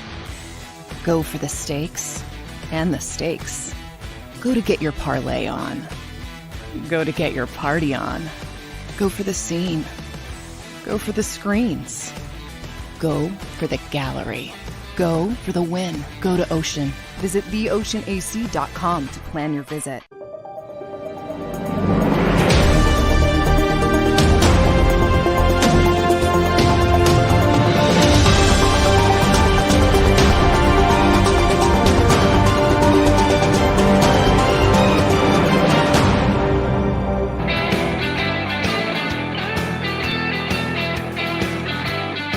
We apologize for the internet. We got bad weather around us here, so we're going to see if we can make this thing happen here, and maybe it comes back here in a couple minutes. If not, we appreciate it. By the way, I've got the Chiefs at 2, the Eagles at 1, just so you know.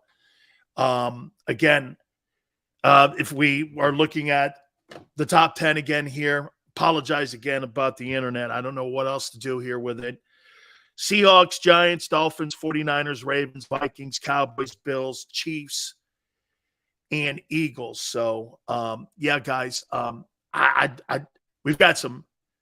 Hey, Maniac, I know, man. It's like we got horrific weather going on right now. 85.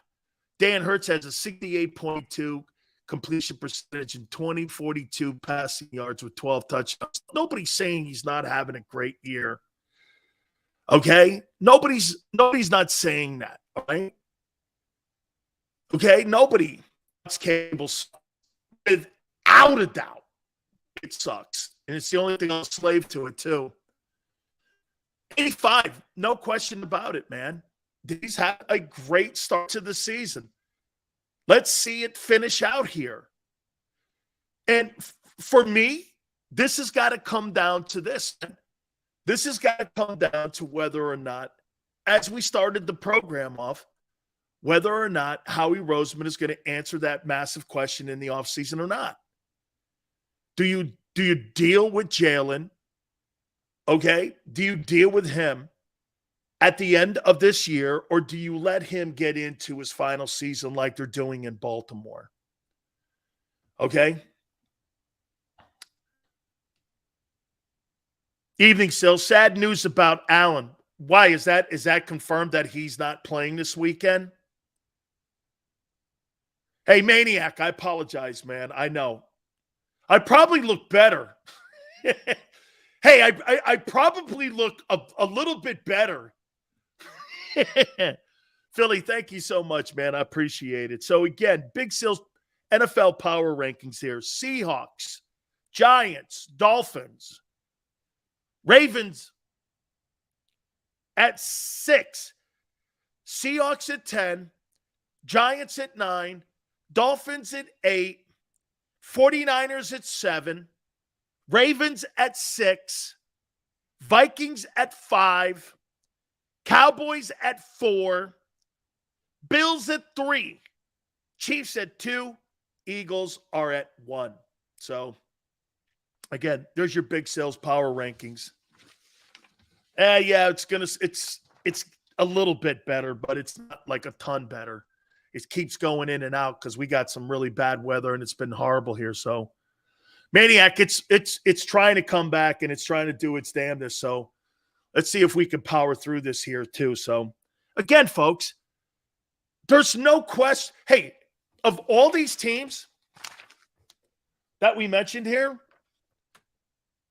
do I think the Eagles can beat the Bills and the Chiefs? I do. I do. And why do I? Hey, by the way, just because you don't have a better quarterback, that doesn't mean you can't beat those teams. Tom Brady is a better quarterback than Eli Manning. He beat him twice. You can have a good quarterback and win a Super Bowl against a great quarterback. You can have that. Okay? Those other quarterbacks are better because they can carry their team. Jalen is more reliant on pieces around him than these other guys are. Okay? Just said absolutely no way Hurts will win a Super Bowl. Philly, I say you can beat one of these Chiefs and Bills teams. I do. Do I think you will? No. I said that earlier this year. I got the Bills beating the Eagles in the Super Bowl. I said it in March. But you can beat one of those teams. I just don't think you will. He's better than Foles. Really? Espo goes, you mean Jalen is benefiting from having a good team? Like any other quarter. There is no other good team. Jalen has the best team in the league. He's afforded the best O-line, the best combination of wideouts, best tight end, all of that together. Buffalo doesn't have a running game. Kansas City doesn't have a running game. Kansas City doesn't have a wide receiver. Buffalo has one. Kansas City has a tight end. You got way more on your football. I got Andy Reid. You guys got way more on your team than the Bills and the Chiefs do. Way more. We will smash the Bills? No way. He won't beat Josh Allen. Hurts may get to 4,000? Not likely. Jalen's work ethic is like Tom Brady? Sure. Did the Bills just pick up a running back? 85. I'm sure they picked up O.J. Simpson. Off the street. Fun fact. In one less game, Jalen has thrown for 300 more yards than Lamar. Yeah, you're right. So when you turn on the tape, you think Jalen Hurts is better than Lamar Jackson. Lamar Jackson is compared to Michael Vick, not Jalen Hurts.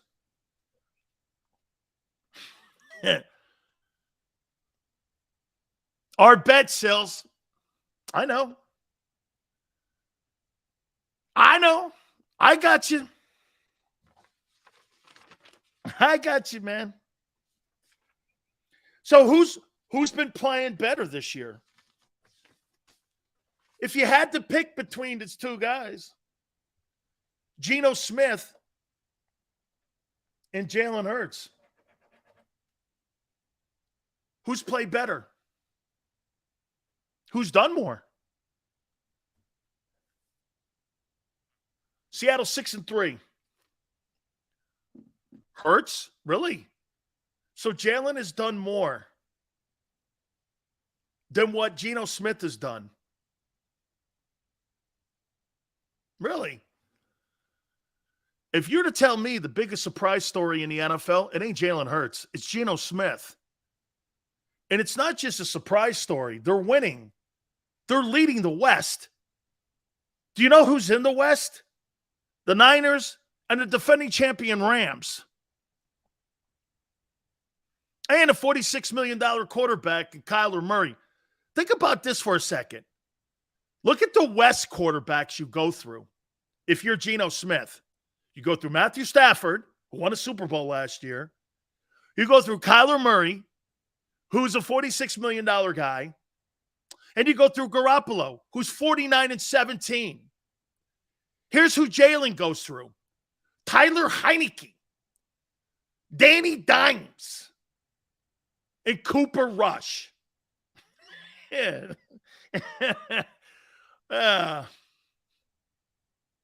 Cooper Rush.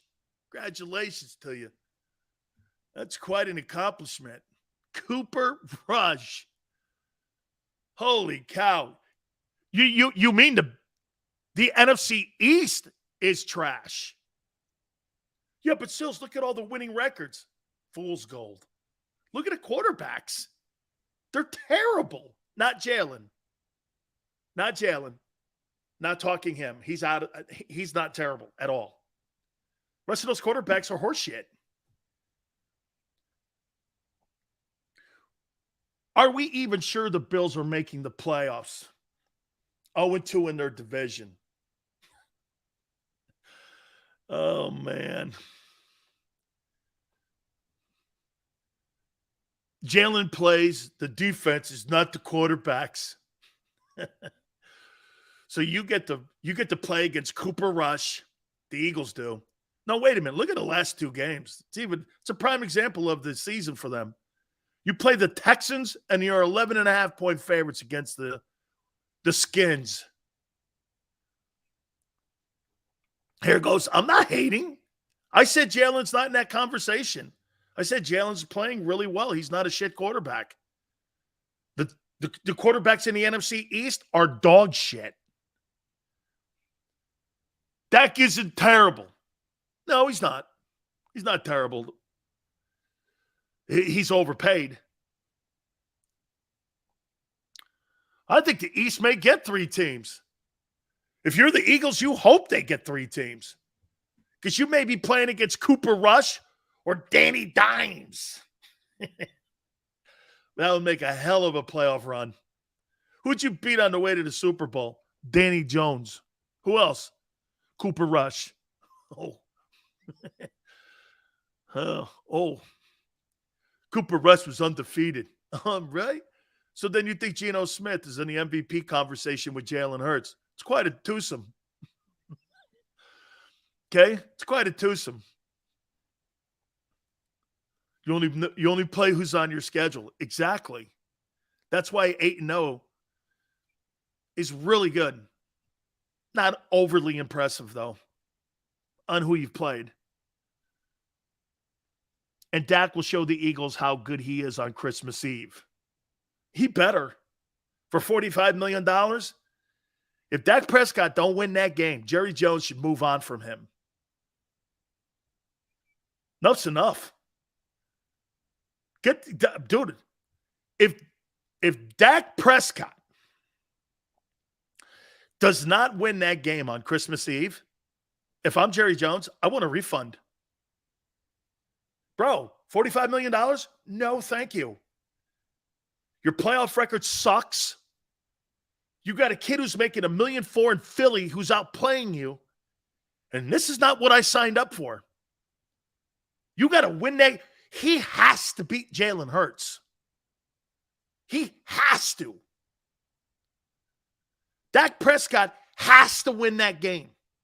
There's more pressure on Dak than Jalen. Shit, Jalen may walk into that game undefeated. He may they lose one. They're still going to have home field because the Cowboys have 2 losses. And if you're tied, it goes record, not common opponent. It goes record first, then common opponent. Doesn't go common opponent and then record. You end the season 16-1 and they're 15-2 or 15 and whatever. If they beat them, you still have home field. You still have home field. I'm telling you, man, if I'm Jerry Jones and I'm Stephen Jones and I'm the Dallas Cowboys, if I do not get a win on Christmas Eve, how do you not have this conversation? Watch this if you're the Cowboys. Look at how this is shaping up for Dak. Dude, Dak's got to win that game. You're in financial strapped hell with the cap. You're losing players at a record pace. You wanted Brandon Cooks, couldn't do it. Why? You couldn't fit him under your shitty salary cap because you pay your running back $1 billion and you pay your quarterback $1 billion. Where are you going? Shit, you were going further with Cooper Rush. Hey, that game that he played against the Eagles, he did get it back to 20-17. Those 3 picks were his undoing. He protects the ball better. I don't know. The game could be closer. But get this. That guy's making the league minimum. That guy's making $1 million. You basically got a $41 million effort out of that guy, only paying him the league minimum. Who would you rather be? The Eagles? Do you know the Eagles are paying just a tick above the league minimum for a veteran to Jalen Hurts. Cooper Rush makes almost as much as he does. I think he makes $1.1 million. Jalen makes $1.4 million.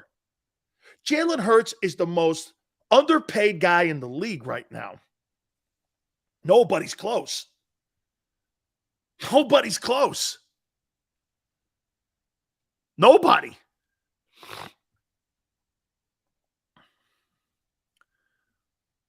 Eagles called the dogs off? Eagles don't call the dogs off, dude. That's not what do you think this is? Oh, what do you think? This is college? Called the dogs off. Okay?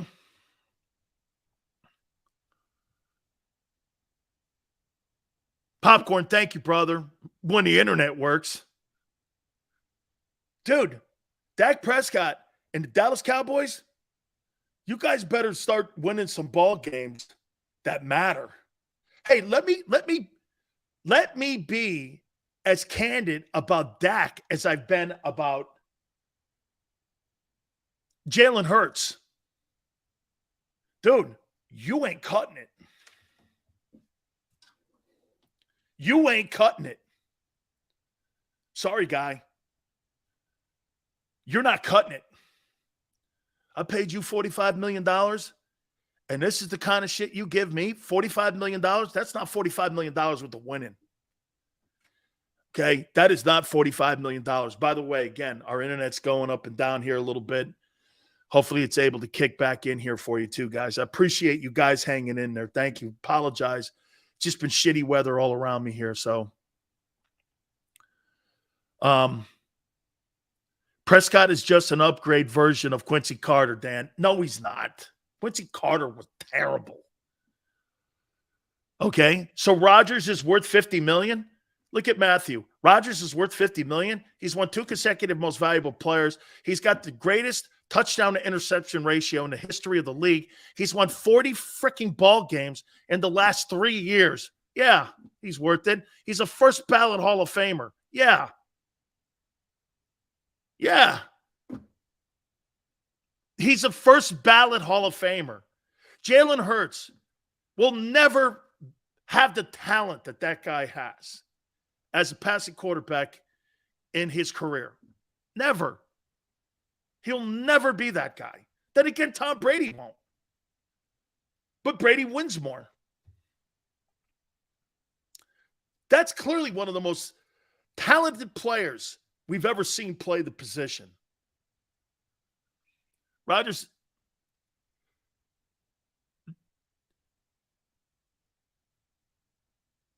doesn't have the dog in him.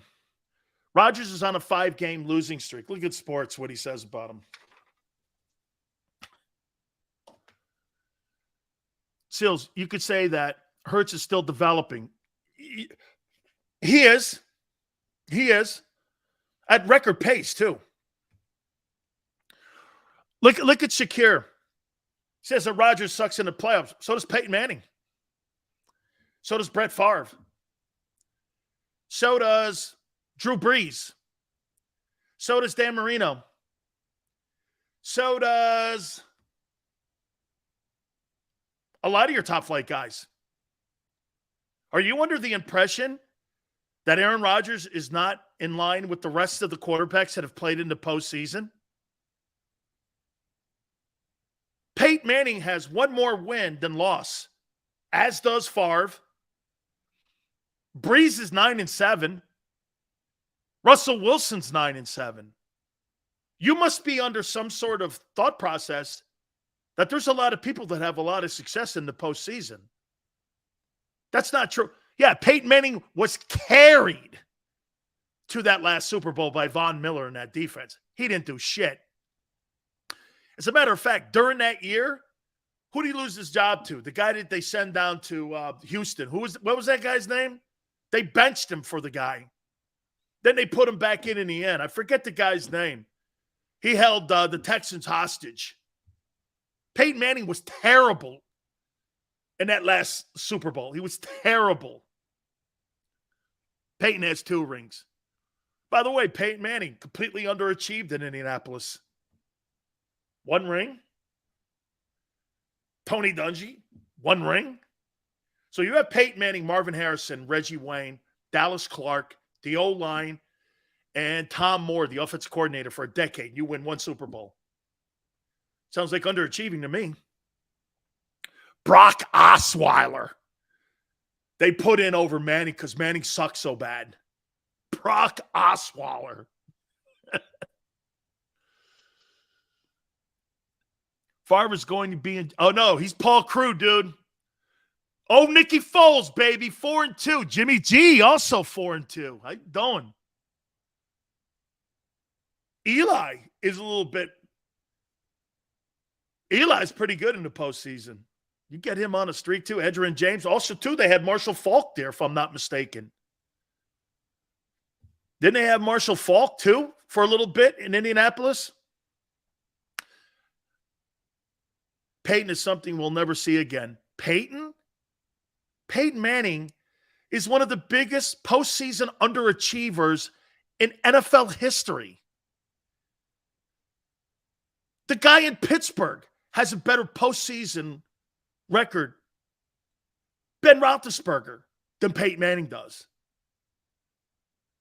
You're mistaken. Do you know who I compare Peyton Manning to? Roger Clemens. Roger Clemens, what was he, 11-10 in the postseason?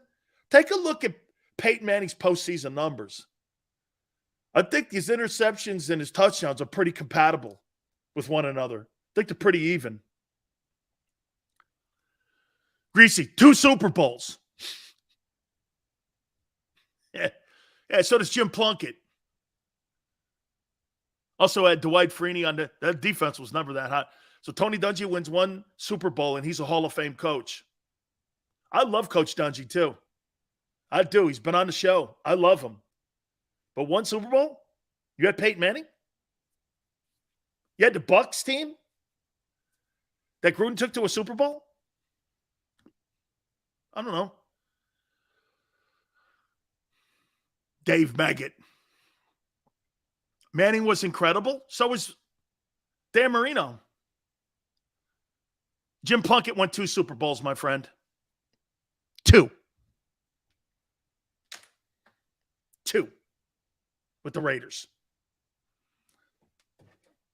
Double check that for Greasy because Greasy seems to be some sort of historian. How many Super Bowls did Jim Plunkett won? 2. 81 and 84.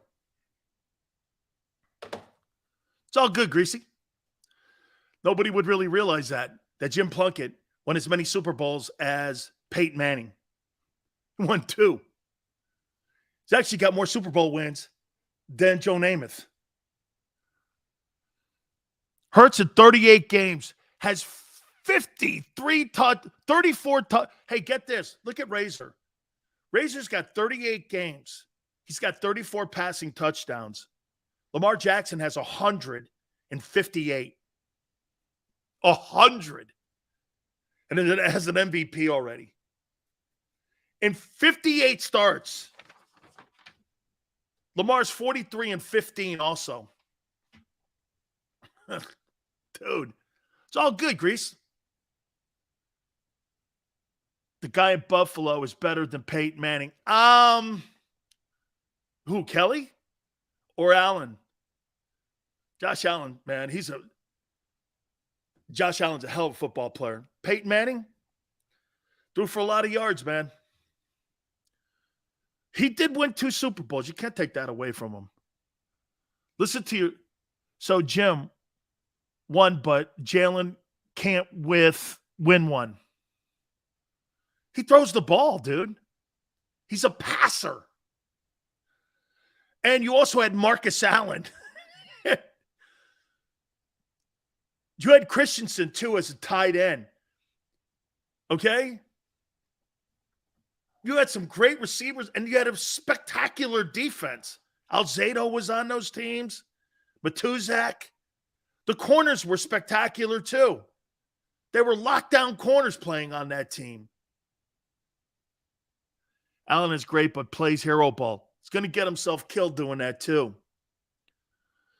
The Chargers are cursed forever after not winning after 14-2. Yeah, when you fire Marty Schottenheimer and A.J. Smith thinks he knows better than the head coach, and he ends up getting Drew Brees broken up and busted up. They weren't able to use him as trade bait. Absolutely. That killed that franchise. Can you imagine if Brees had stayed in San Diego? You'd probably still have a football team there because they would have won a Super Bowl there. They'd have won a Super Bowl. Again, we apologize about the internet today, man. It's been going in and out. It's not very good today, so we thank you guys for hanging in there with us. Thank you very much. Mike Haynes is a dear friend of mine. Love him very much. Hendricks was also on that team. He sure was. I told you the Hendricks story when he came down to Miami and he saw Big Sills. Hey, I hear you're a big, tough guy. I'm like, well, I don't know about a tough guy. You're a big, tough guy, ain't you? I go, oh, yeah, okay, Ted. Jimmy Johnson's like this. Oh, God. Because Ted would show up drunk to our practices. Love him to death. I love Ted Hendricks to death. Okay, he'd show up in this powder blue Corvette like once a week. Where's my boy Sileo? Jimmy would go, can't have a drunk guy around all these kids, right? All these players. And all of a sudden, he goes, Hendricks is here. Okay, what do you want me to do about it? He goes, he likes you for some reason. I'm like, and he goes, and Jimmy goes, who would have figured? And I go, so I walk over to Ted. In the middle of practice, I go like this. Hey, man. What's up, Ted? He goes, I want to go drinking. He's screaming this. I'm like, Ted, we can't be doing this, dude. You can't be showing up drunk like this, man. They're going to bar you from coming out here. Who's going to bar me? Nobody. Bad comment. I said, let's go sit down. Man, I'm in the middle of practice. So I end up getting him, and we don't let him get in his car. We get him a cab back to his house. He lived down in the Keys. So we got him a hotel room. He comes over the next day. Thanks, Sills. Man, you know, you're my boy. We're boys and this and that. I'm going like, hey, man. So Jimmy would go, way to go, dude. You got a hell of a career ahead of you as an alcoholic counselor. I'm like, I don't want the gig. Hey, I don't want the gig, dude. I don't want the gig. I don't respect no team that shares a stadium. Maybe you can have Frank Reich on. I think we need to let Frank hang in there for a little bit before we start asking him to come on the program. If Hurts had better weapons year 1 and 2, he would have a lot more passing touchdowns. Why? He doesn't have a lot of passing touchdowns now. What are you talking about? Greasy, what was Jack Tatum like? Jack Tatum walked into my studio in San Francisco. Where's Sileo? I idolize this guy. He's my favorite football player growing up. And Jack Tatum walks over to me, sits down right in front of me, goes, I hear you want to interview me. And my boy George Atkinson brought him in, and I worked on the Raiders pre- and post-game show. And so George Atkinson goes, well, here's Jack. And I go like this. I got a book signed by him. Jack goes, what do you want?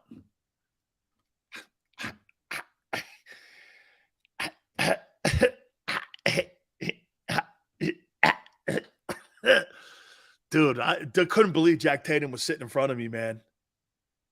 He's a freaking unbelievable football player, and Ho's not being a Hall of Famer. When you think of safeties in the NFL, okay, he sets the bar. Crippling people, knocking people out. The tone he set in the Super Bowl against the Vikings, knocking out Sammy White. Unfortunate what he did, and Darryl Stingley. And by the way, that kid Stingley that's playing today, that's his grandfather. That's his grandfather. Yeah, they're related. That Stingley Jr. kid that played Xander, right? He played at LSU. That kid, man, that guy was a beast. I got that book around here somewhere. They call me the assassin. Was a clean hit. The only problem was it was in the exhibition season when he knocked him out and then paralyzed him. Okay. Big Sil's top 10 power rankings. We do this every single Tuesday. The NFL power rankings. Top 10. It's the quarterback rankings. We did the top 10 NFL power rankings.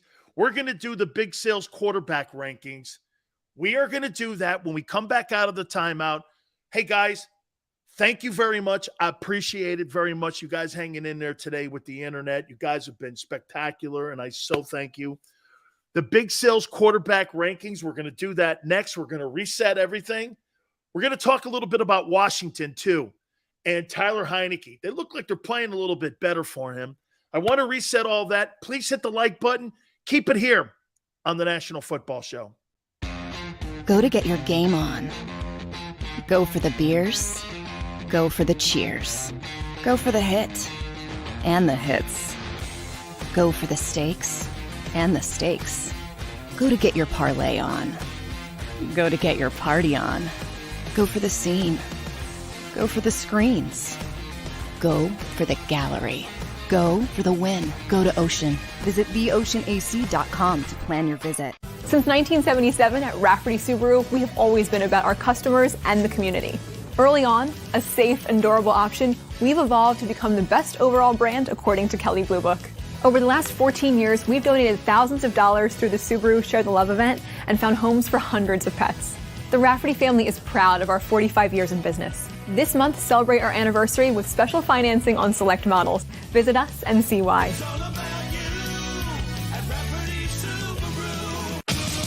The greatest fans on earth. It's a bold statement, but would you expect anything less from Philadelphia?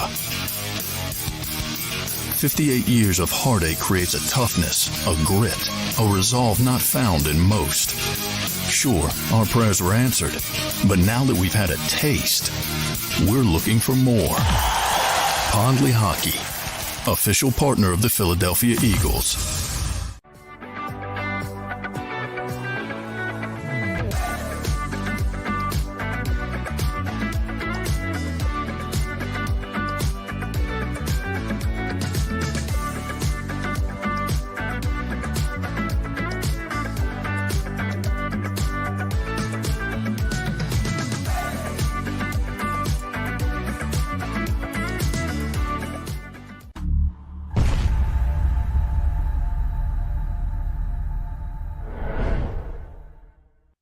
Welcome to Pondley Hockey.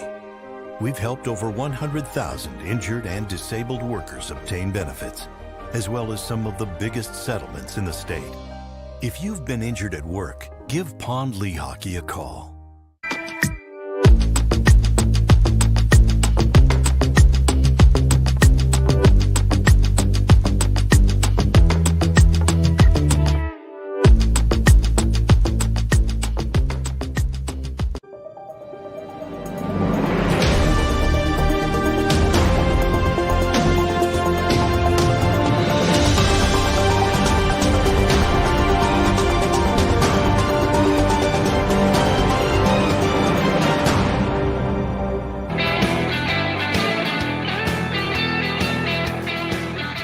Sills, National Football Show, final hour. Please hit the like button. You guys have been absolutely great. I appreciate you. You know we have a lot of fun here, man. So, again, thanks a lot. By the way, you know what's great about sports? Can I tell you with the landscape of what's going on today with the election? In sports, you can't move the goalpost. You either win or lose. There's no filing of lawsuits if you get beat in a Super Bowl. You pick your helmet up, you walk into a locker room, and you go all about it next year. Same thing with the World Series. That's the beautiful thing in sports. It's clarity. Our elections today, I've never seen our country in a crazier place when it comes to elections. football, baseball, sports, the beautiful thing and why people always gravitate to it is there's clarity, a winner or loser. Well, he played well nobody says that. Nobody goes, the election was taken, that game was taken from me. No athlete in his right mind would go, hey, I played my ass off. Rest of my team sucked. How many times do we look at a guy like that and go, dude, you're on a team sport. You're with us or you're against us. Those people are looked down on who talk like that. That's why sports dominates with television right now. It's the greatest reality television show, football, especially the NFL. It's the greatest reality television show that doesn't have any gimmicks to it. You either win or lose.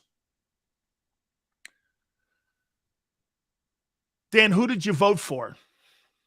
JT, I learned a lesson here about telling people who I voted for.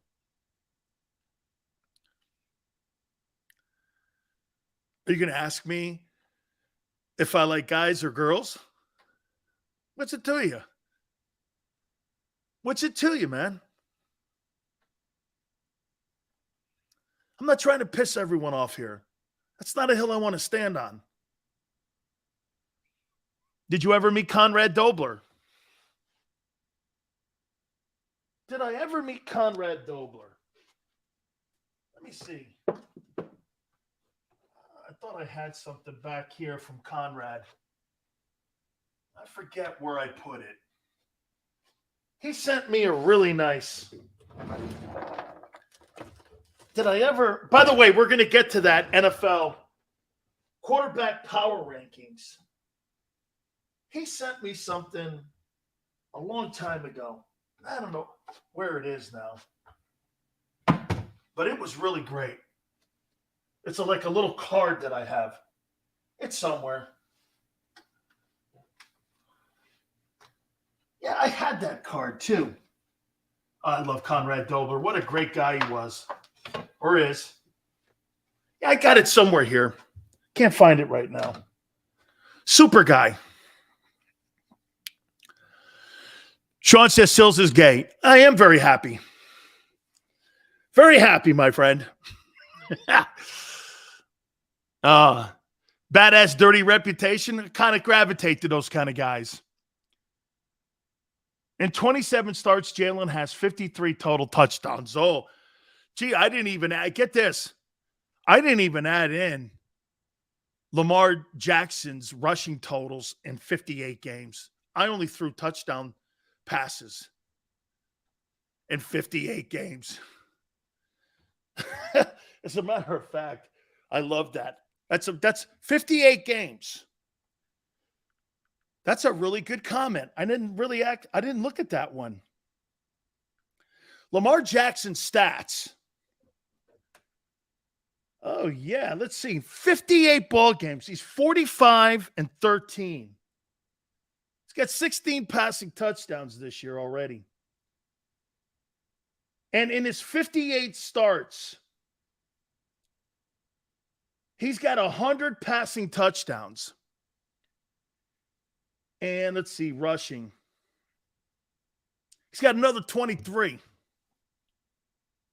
So he's got 123 touchdowns in 58 games. Hey, I didn't really think about that for a minute, but in 58 ball games, that guy's got 123 touchdowns. What a weapon. Woo! No. I just looked it up on the NFL. No. Look at that number. Woo! Yeah, baby. Jalen Hurts.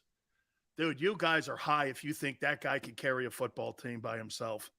Like Mahomes or Allen or Lamar. You're high. You take A.J. Brown and you take Devontae Smith. We saw what he did last year with it.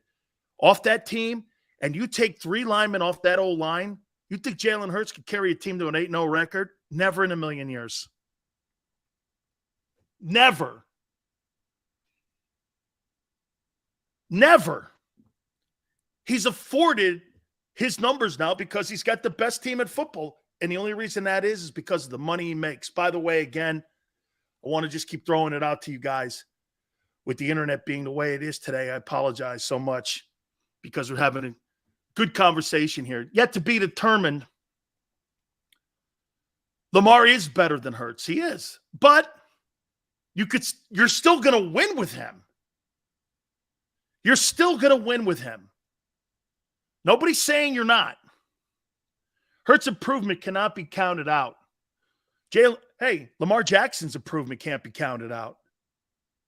He continues to get better every year. 215 says, I think a franchise quarterback would be stupid to rely on a quarterback carrying a team. Well, in today's salary cap, 215, you have to. In today's salary cap, you have to. Because you're going to lose players if you pay your quarterback. You have to. That's why these guys are so hard to find. Jimmy Garoppolo is a great example of that. You couldn't put Jimmy Garoppolo on a shitty team. You couldn't put him on a crappy team. He can't carry a football team either. Garoppolo cannot. Garoppolo benefits by being on a really good football team, and he was in another one in New England. He's another great example. You know, if you think about it, there's a lot of parallels between Garoppolo and Jalen. Popcorn, I would never do a rant comparing Garoppolo to Jalen. Jalen hasn't done anything near what Jimmy's done. 0. And kids actually got to win against him. Rodgers carrying his team by himself? No, because he doesn't have a very good team right now. Is Brady? They're 4-5 too. Oh, wait. So Brady sucks now. Hey, you guys want to always hammer Aaron Rodgers. I don't see anybody hammering Brady when they get shitboxed by the Panthers. Who was the quarterback that beat him? What was the guy's name that beat him, that quarterback, the Panthers? I've never heard of him. Oh, I've never heard of him. Charles asked the question, which time does the show start? If the internet's going well, Charles, it starts around 3 p.m. Eastern time. P.J. Walker. I thought that was a gun. P.J. Walker. Nobody cares about Jimmy G. You might as well say Tannehill is the second coming of Montana. Why? Why? Tannehill wins too. Ryan Tannehill, since he's been in Tennessee, he's like 35-15. He's winning. What are you shitting on a guy for? He was the number 1 seed. They're probably the number 3 seed right now in the AFC. Dude. I know the Sileo loves Jimmy rant. No, I love Jimmy winning. Brady's getting a pass from his divorce? I could care less about that. Getting a pass for his divorce? Dude, this ain't a daycare center or a marriage counselor. This is the NFL. Put that shit aside. Nobody cares about your problems. You know that shirt Lamar wears? Nobody cares? Nobody cares about your bullshit. Nobody cares about it. Yeah, well, this guy's not feeling very well. And you know, people are dumping. Get a dog. I don't know.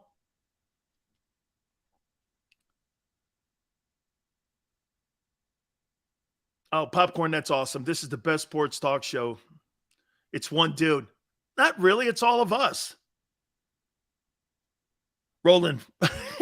Roland, as a human, that's sad. As a ball player, who cares? Well, you know, he's not feeling well. He's got the sniffles, and, you know, he's shit on that. I don't care what you're doing. Win some games, guy.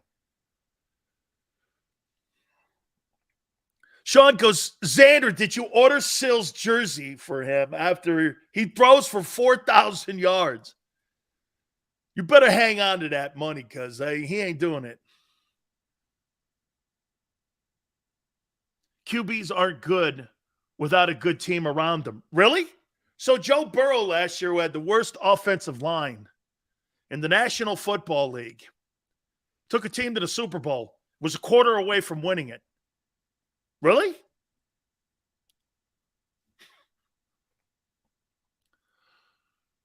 Really? By the way, tell me if this is something to think about. So Pro Football Focus says that the Eagles are the worst tackling football team in the league. They do only give up 17 points. And what Merrill was talking about when we had him on in hour number 2, you want to keep a team under 19 points, under 285 total yards. You want to keep the yards per carry, this is defensive stats, at around 3.5 a carry. And you don't want to give up any plus 25 plays. That's pretty much Jonathan Gannon. This was a defensive coordinator like Dave Wannstedt or Butch or somebody would have these in a corner on the chalkboard in the team meeting room. And you would have objectives every single year on what you wanted your defense. And I guarantee you, Jonathan Gannon has this. Don't give up more than 19 points. Keep them under 300 yards. I would say today's NFL, probably 320, 315. Keep them under that. Keep the yards per carry at around 3.2 to 3.5. You don't want anybody going 4 and up because you're getting first downs and you're getting run over. And you don't want to give up any plus 25 plays, plus 25 yards. That's how Gannon runs his defense. That's why he plays that soft-ass zone, that shell defense. Eagles tackling needs work. They've got to improve that. They totally have to improve that. All right. Let's get into the power rankings now for the quarterbacks.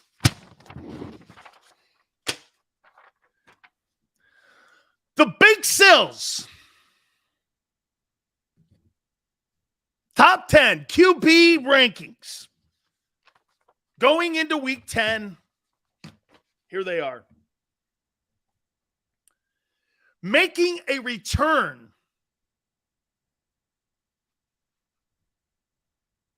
to the top 10. The Buccaneers, Tom Brady.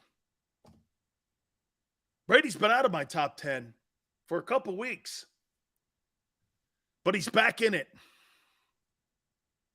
at number 10. Number 9, the greatness of Jimmy Garoppolo. Love me some Jimmy G, baby. He's number 9. Number 8, the man who beat out Jalen Hurts at Alabama, Tua Tagovailoa. Number 8. Number 7, Big Sills rankings going into week 10 of the NFL for the quarterbacks. The greatness of Geno Smith.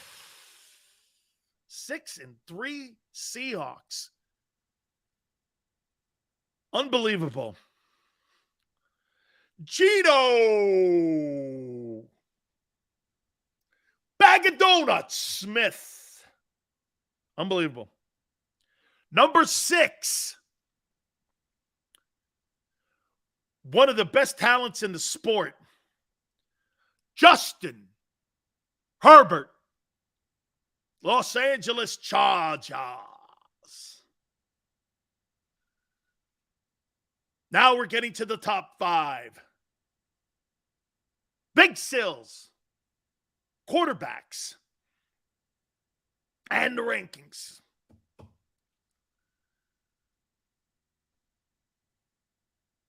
At 5, Kirk Cousins and the 7-1 Vikings. Number 4,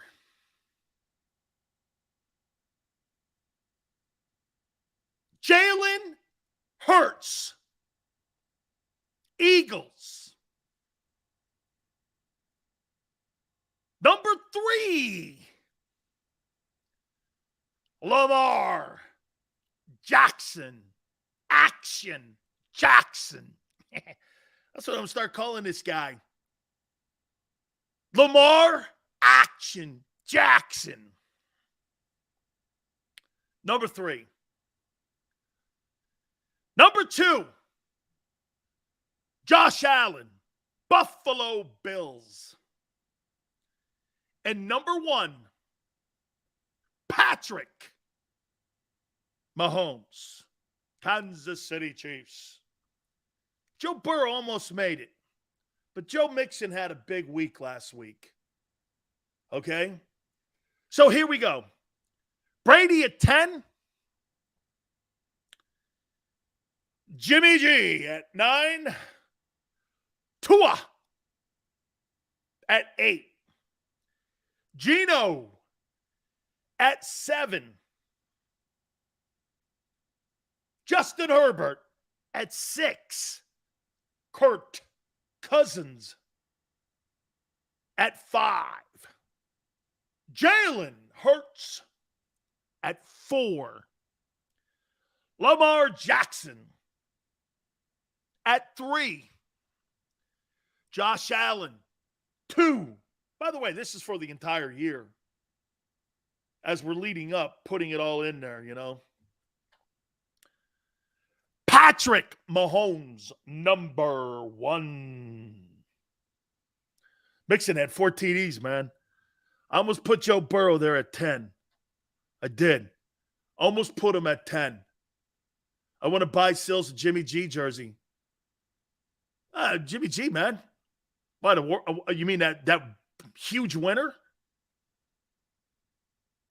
Joe Burrow over Tom. Feel sorry for my divorce, Brady. Hey, man. I don't think Brady's saying that, dude. I don't think he's doing that. Allen is going to be out of the league in 5 years. You may be right. Sales, will Davis be better than a guy like Gilbert Brown? Yeah, I think Gilbert's a good football player in Green Bay.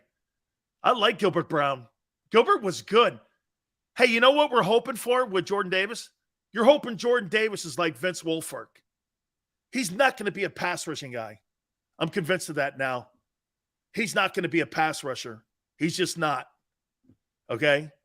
But he's going to affect the passing game because you're going to keep teams in 3rd and long. Dude, Jordan Davis, you're going to feel his loss here in the next 3 weeks, I think. I'm not saying you're going to lose, but by any stretch of the imagination. But I'm saying you're going to feel it. I remember you saying Jalen would never be a top 5 quarterback. You're damn right. And by the way, Jalen goes anywhere up from 1 to 3 to 5. I don't think Jalen Hurts has been out of the top 5. As a matter of fact, I think Jalen has been no lower than 4 on my list at any time. I've had him as high as 2. Okay? It's gone up and down.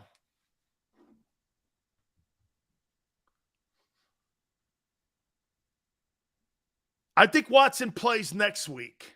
Not yet.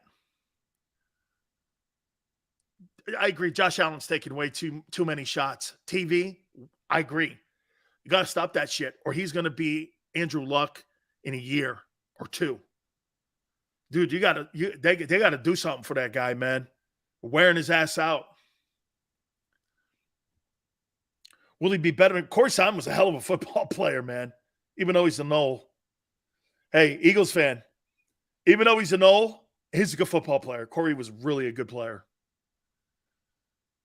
Dan, would it be easier to play Nakobe Dean if the Eagles clinch the playoffs? Dude, I don't know why they can't get him on the field. He was number 1 last week, Otto? Yeah, probably. Okay. Davis becoming like a Wolfark is a fail. Now, at 13, maybe. Okay, but if he affects your run game and you're stopping people and your edge rushers are getting home, how's that a failure? Vince Wilfork won 3 Super Bowls. Now, he played with Brady. I get it. But I think there's a what was Vince Wilfork drafted? I know Vince was a first rounder. Vince Wilfork. According to Wikipedia, Vince and Lamar I think Vince went into, if I'm not mistaken, I think Vince was a first round pick. He was the 21st player taken. And how about this? So if he ends his career with this, okay?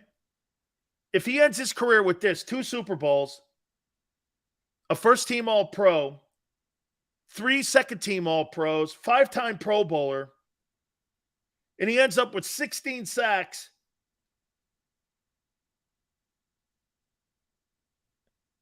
and he has I think, if I'm not mistaken, he played from 2004 to 2016. I don't know, man. That's a Hall of Fame career. That's a Hall of Fame career that Vince Wilfork has put together. I don't think he has enough I don't know, man. Pro Bowls seem to be high. He doesn't have a lot of first-team All-Pros, though. William Perry? No way. William Perry was good, but he was more of a novelty guy. He wasn't all that hot. I didn't think he was better in college. He was better in college. Wilfork and Davis have different intangibles to a degree. You can do away with a player like Davis than you could with Vince. I don't know, man. Jordan Davis is a hell of a run stopper. He's a hell of a run stopper. Seals, the Bills need to draft a running back in 2023. They need a running back in a hurry. Okay?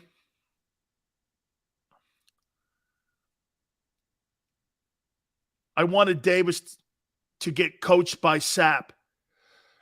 Eagle fan, here's the one thing, though, about a guy like Jordan Davis. He had 9 sacks in 43 games at Georgia. Did you really think he was going to come in here and be a 10-sack guy? He's not Adama Suh. Adama Suh was a force at Nebraska. He was not that at Georgia. He was never that. His production has never fulfilled his intangibles or his ability. He's never lived up to it. Look at the amount of tackles that he's had in a respected year at Georgia. He didn't have high production numbers.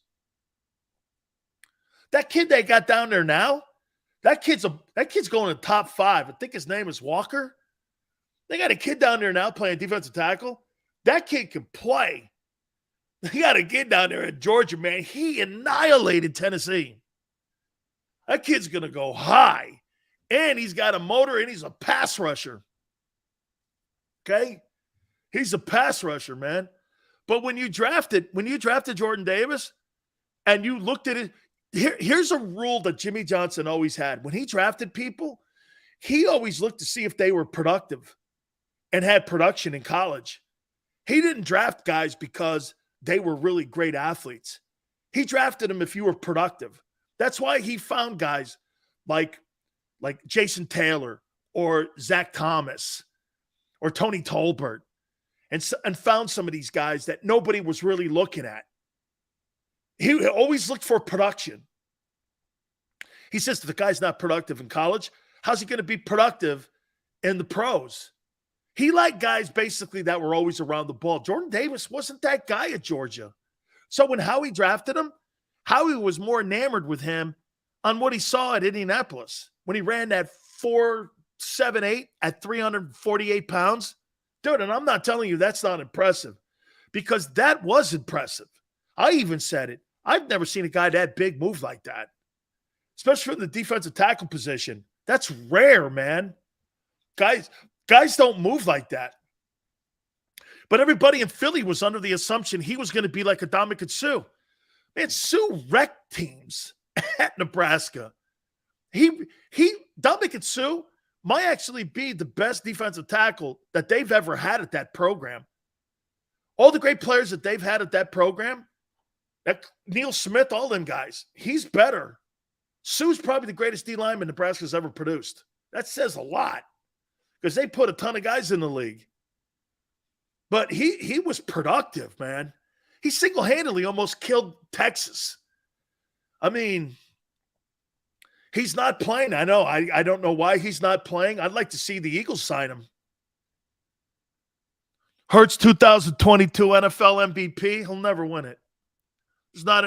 When I turn on all the talk shows, I don't hear him talking about Jalen. I hear him talking about Mahomes and Allen. Burrow, Herbert, all them guys. I don't hear him talking about Jalen. I hear him saying this, Jalen's really improved. You don't give an MVP a guy who's really improved conversations. He's going to have to go undefeated, he'll have to go undefeated to win the MVP. Maniac, serious question. Saints crap the bed. By the way, that's a good one here, Maniac. It's the 6th pick right now. The Eagles have the 6th pick in April's draft. 6th and the 22nd. Serious question. Saints crap the bed. We take Mims or Quentin Johnson and trade Smitty to save salary. I'm not trading Devontae. He's on a rookie contract. He makes $975 right now. He makes less money than Zach Pascal. I'm not getting rid of Devontae Smith. Devontae is going to be my bridge when I have to move off of A.J. Brown. I saw somebody go, well, A.J. signed for 4 more years. No, he ain't. No, you think that contract's guaranteed? Okay. I don't think you guys understand.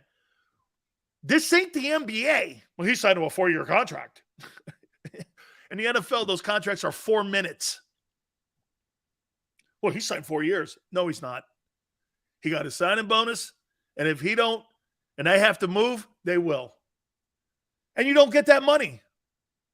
The only thing you're guaranteed is your signing bonus. That's it. You're not guaranteed to 4 years. They can cut you any way they want. And now with the new CBA, they can defer the payments against the cap. And they don't have to take those crazy cap hits like the Rams took with Clay Matthews Jr. or Todd Gurley. That's why that new collective bargaining agreement is team-friendly, not player-friendly. When they sign that deal, the players hurt themselves with that deal. Because now teams could go, I don't care, I can eat.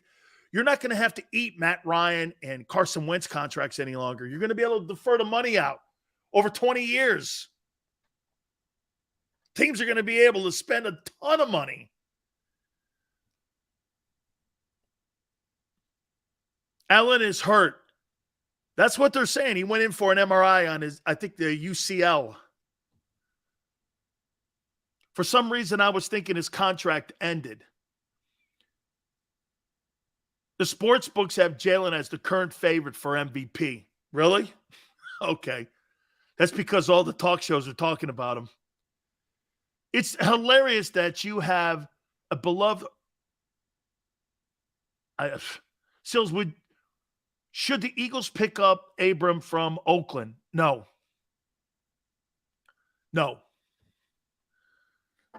GT, they need depth at tight end. Another safety. That's where I'd look. Okay? That's where I'd look. It's somewhere in there. Okay? You need that because elite players are making huge amounts. I agree. Yeah, and when you sign a guy to some of those big signing bonuses, it used to handle the teams and keep them in a – look at the Cowboys. By the way, it wouldn't shock me if this is a Jerry Jones baby that he put into this collective bargaining agreement. Because you know why? Jerry likes to spend money. And if Jerry had that in right now on deferring the money on Amari when they signed that deal, I guarantee you Amari Cooper would still be on the Cowboys. But because his contract was signed before that, he doesn't get that latitude of deferring the money out.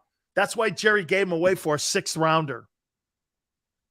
Now, all deals signed now, if you sign a guy to a big signing bonus, say, okay, you sign a guy to a gigantic signing bonus, you're not killed with that like you were, like the Atlanta's paying $38 million on Matt Ryan.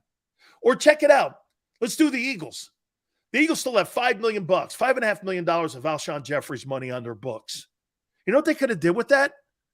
They could have spread that out over 10 years and had $1 million hitting against their cap instead of 5.5 this year.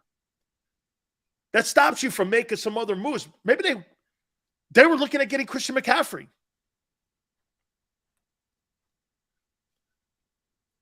Seals, would Lane Johnson pick up a platter of Eagles need a safety big time. Only MVP I want to see Hurts win is the Super Boneyard. That is the only one that matters, really. That regular season shit, it's wonderful. It's great. It builds to a resume. But you are dead right.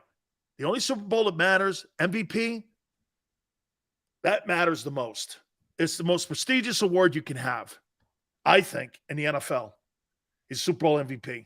Regular season MVP, it's great. It is. Super Bowl MVP, special. You were a factor in the biggest game of the year, and you were the reason they won. Foles will always be able to put something up that nobody has, including Dan Marino. Hey, Dan, I know you were better than me, but I was better than you in the biggest moment. Can you imagine that kind of in your face? Dan Marino will go, I'm a better player than you. Yeah, true. But I was a better player than you in the moment. What do you want? You're right, Dan. I'm not a Hall of Famer, but I'm a Super Bowl MVP. What would you rather have? A Hall of Fame ring or a Super Bowl MVP ring? You'll always look at me as showing up in the biggest moment and not vomiting and not Donovan McNabb. Sorry. Donovan McNabb. Sorry, I don't know how that slipped out. Donovan McNabb.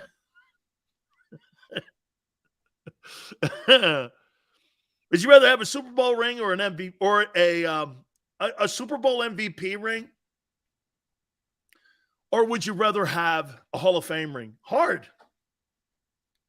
There's only 320 some odd men, okay, that have been enshrined. Oh, this is for all around. I had to do it for you, Otto.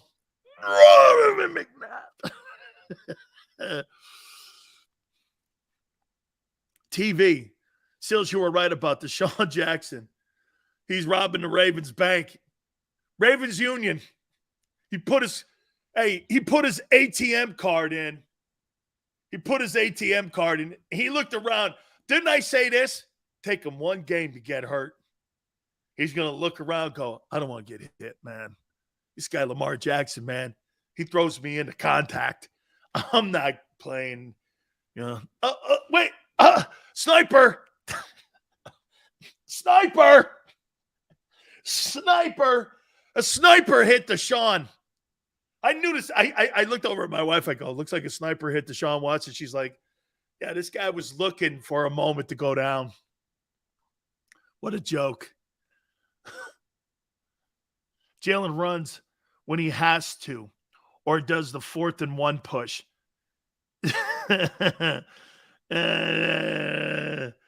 Hey, Boneyard. I just, somebody vomiting in the bucket like Donovan.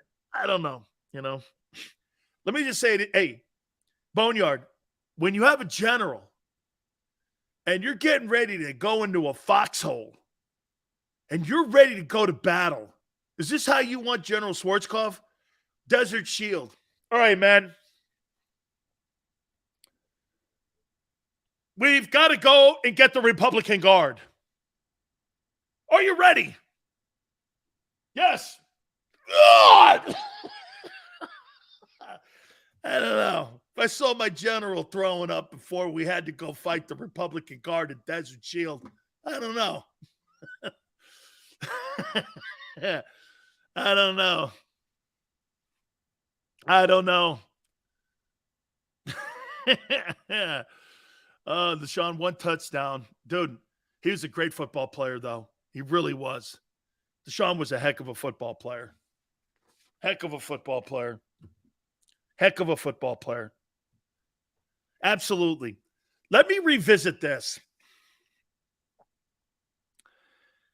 Odell Beckham to the Cowboys. I had a conversation with Steven this morning. What impact would Beckham make on that Cowboy team? 2 guys won Super Bowl MVP in 78. Who were they? Greasy. Harvey Martin, Randy White. I believe Harvey Martin and Randy White won those MVPs. They beat the Broncos, and they beat the brakes off the Broncos, too, if I'm not mistaken. That may have been in New Orleans. I believe they beat the Broncos in New Orleans. Craig Morton was the quarterback, and Harvey Martin and Randy White shared the Most Valuable Player award. I believe that's how that played out. Boy says Beckham almost looks like wide receiver 1 over Lamb. I think he's better than him. I absolutely do. But my question would be, how are they going to use him in that offense? And does it become more of a threat? Does it become more of a threat for the Eagles? I think adding Odell Beckham, I don't think that pushes the Cowboys over the Eagles. Dak Prescott has to. He's got to play. Dak Prescott's got to be the guy to show up. Adding a guy like Odell Beckham, that's all well and good. But the quarterbacks are going to determine who wins Christmas Eve. I'll tell you this, man. Guys, this is really shaping up to be a heck of a football game. It's the game of the year. I hope both teams continue to win, and they continue to win out, and they get to that game on Christmas Eve, because it's shaping out to be, I think, the game of the year. The Cowboys have to win that game. If the Eagles win that game, they're going to go undefeated. I've heard some people say, what do you think of the Titans? You think the Titans really passing game? So you're going to be a one-dimensional football team. Now, look, the one dimension, that's the worst part of the Eagle defense, is the run defense. So you're running into something here that they could take advantage of. I think I think you guys are going to beat the Packers now. I think it's either the Titans or the Cowboys that beat you. I think it's one of those two teams. I'm not saying you have to be afraid of the Titans, but they do the one thing you can't do well. You're the worst tackling team in the league, and you give up rushing yards. You're 20th in the NFL. Derrick Henry is the best back in the sport since Adrian Peterson, and maybe the most physical back since Earl Campbell. Those are the two games I see that you could potentially drop one. And again, you drop one, I don't think that's that detrimental. This is about getting home field advantage. This is really not about going unbeaten. Who gives a shit about that? Now, would I love to see them make history? Absolutely. Who wouldn't? Can the Browns upset Miami? With Deshaun, not with Jacoby. TV, I'm not saying you should be scared of the Cowboys. I can't imagine OBJ will be ready. I agree. To what extent? How many targets are you going to throw at him in a game that he's probably going to come back for the first week against what? The Eagles in that secondary? Eagles, how about this? You want me to say this too? And I'll say it right now. The Eagles have the best secondary in the league.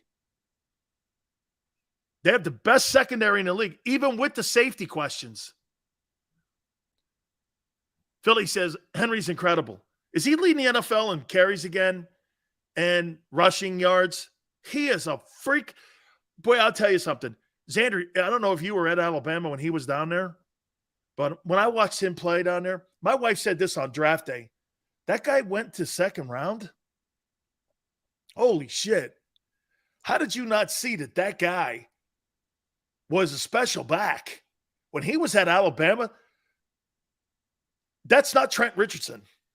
No one ever confused that back with Trent Richardson. But to me, the reason he went in the second round is because of Trent Richardson. And Derrick Henry going into second, in my opinion, is the reason Najee Harris went in the first. You can't let that go by again. Najee's good, too. Just having a bad year because there's a shitty team.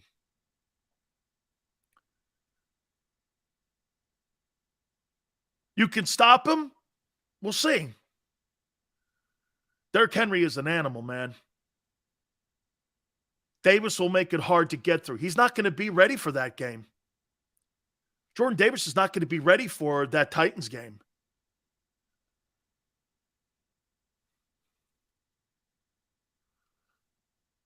Brian Baldinger is very good friends with Randy White. Imagine Najee Harris on the Eagles. Good freaking Lord. Chalk it up sports. Najee Harris. You imagine Derrick Henry on the Eagles? You put Derrick Henry on the Eagles, he'll go for 2,500 yards. Shit, Jalen will have 50 touchdown passes for sure, and I will say this, and I'll go, yes. Because, dude, you'd be so afraid of this guy. Can you imagine him running behind that line? He would look like Emmett. Derrick Henry would, oh, my God. Dude, and think about how one-dimensional Tennessee is. They can't throw the ball. All they do is they wind this guy up and go kill teams, and he does. Get this. Tennessee is so dominant at running the ball. They tell you before the game, well, we can't throw it. And look how close. What was it, 2017? What was the score of that Chiefs game? You would think that the Chiefs, with Mahomes and Kelsey, right, would blow that team out. But because Derrick Henry's on it, not so fast. Not so fast. Hey, TV, TJ Edwards, he better put some rocks in his pocket, my friend, because that steamroller's coming. Hey, you know what I'm going to be interested to see? I'm going to be very interested to see how Saquon Barkley plays against the Eagle front seven. I am. I'm going to be interested in here are the backs coming up. I think that the Eagles on Monday night, Tyler Heineke has given them a spark. He inspires them. Wentz can't. You guys are right. Wentz can't. Okay? Heineke kind of does, right? Antonio Gibson can run the ball. He's a pretty good back. You know, the best, but he's good. You got Aaron Jones with the Packers. You got Saquon Barkley with the Giants. And you got Derrick Henry. These are games all coming up. By the way, I didn't realize this. Will somebody double check this for me? Are the Bears the second best rushing attack in the league? Are they the second best running team in the league? Because if they are, again, that's going to be another component to have to deal with because that's later on in the year. I think they're second. Bears are tough on the ground. I thought I heard somebody tell me that they're second in the NFL in rushing because of what Justin Fields is doing lately. No, Cleveland? Okay. It looks like the 2-5. Bears are number one running. Okay, so they're the number one. So you're going to have the number. You should get Jordan Davis back by then, though. You know? So you get the number one running attack team coming still to play the Eagles. You got Henry. See, right now, you can't fix that. I don't care what anybody says. The personnel you have right now, you can't fix that unless you get Jordan Davis back. You are who you are. You're not going to get better.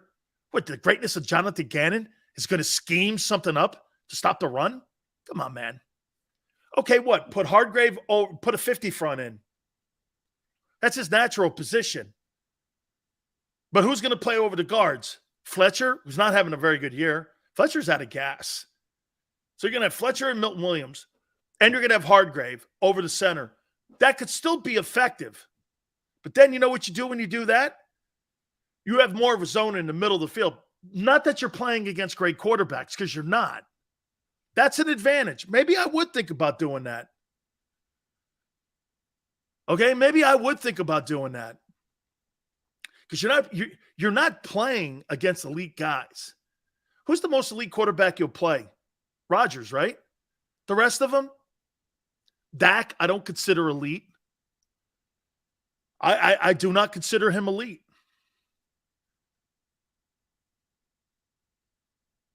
Fields looks crazy now. They're using RPOs. About time. It's only taken them 2 years to figure that out. I think they're taking pages from the Eagles. Personally, I think they're coaching like Jalen Hurts is being coached. Jalen's a better passer, though. I still don't trust Gannon. I don't either. Frank as our DC, Frank doesn't do that.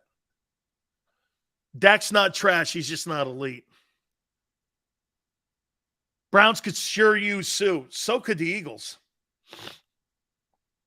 You want to put a 50 front out there? Could you imagine this? Sign Sue. Put Fletcher on the other side of the guard and Hargrave over the center. You may kill teams doing that. Depending if Sue has anything left. You don't want a Ryan Kerrigan again. Okay? W2. No shit. Okay? You still have to figure out if Sue has anything left. Sue's better than Milton Williams. So you could probably bring him in and put him over the guard. Sue, Fletcher, and Hargrave, somebody's getting home. But if you do things like that, you put a little hole in the middle of your zone. And so that's just something. But your secondary's playing so well. And CJ is like a center fielder. He's playing center field for you. Man, I'll tell you what. He's the most impressive guy on defense. If I had to rank the most impressive play this year by the Philadelphia Eagles, it'd be this. Jalen Hurts. Here, let me do that. Let me put you in my top 5 performances so far with the 8-0 start. Let me see here. I'll start from 5 up.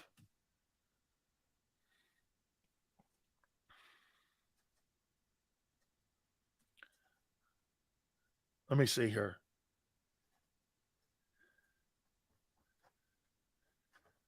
Okay. Here are my 5 guys who have played the best football, my top 5 Eagles. Should have did this earlier. I got Lane Johnson at 5. Lane is not the best tackle in the game. Remember something.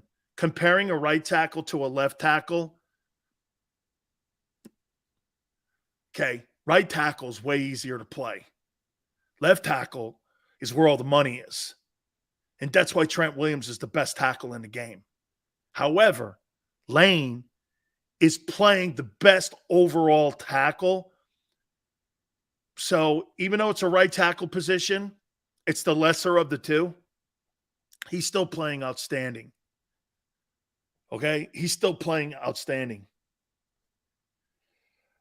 I got CJ at 4. Whew.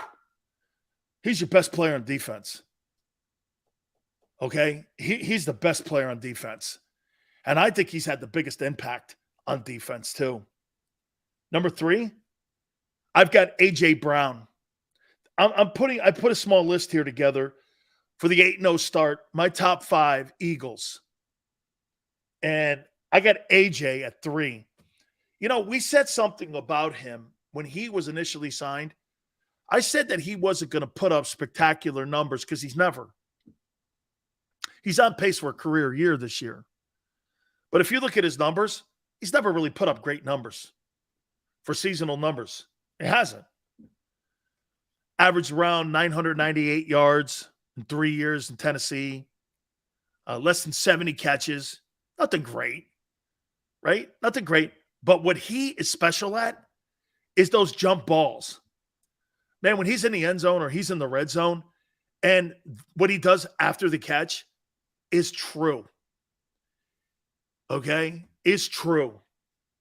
What an absolutely fantastic football player he is. Number 2, I got Dallas Goedert here. Okay? Dallas Goedert, I think, is having an absolutely spectacular year. Absolutely. He has put, as much as Jalen's improving, Dallas Goedert is making the argument that you could put him in the top 3 best tight ends in the sport. Okay? Best tight ends in the sport. Eagles say they're confident in D-line stopping the run. Based on what? It ain't based on action so far. Number 1 got Hurts. So 5 best Eagles so far in the 8-0 start. Lane Johnson, CJ, AJ, Dallas Goedert, and Jalen Hurts. 5-1. I am really shocked how good Dallas Goedert is. Okay. Oh, that's kind of you, Sheldon. Thank you. This game against Washington, I'll tell you something about this kid, Tyler Heineke. He motivates that team. He inspires them. You know who he reminds me of? Nick Foles. Heineke reminds me of Nick Foles. Nobody thought shit of him. Every time he steps in, there's some type of magic. Team rally around him. Little adversity on the team. Wentz is never getting his job back. He's finished as a starter in the NFL, my opinion. Now, there'll be some team that will sign him and give him a shot because all shitty teams do. Okay? Xander goes like this. Don't compare anybody to Foles. Heineke, man, he's got that inspirational kind of deal that Foles has. It's, the only thing that really always bugged me about Foles a little bit, it only worked in Philly. Never worked anywhere else.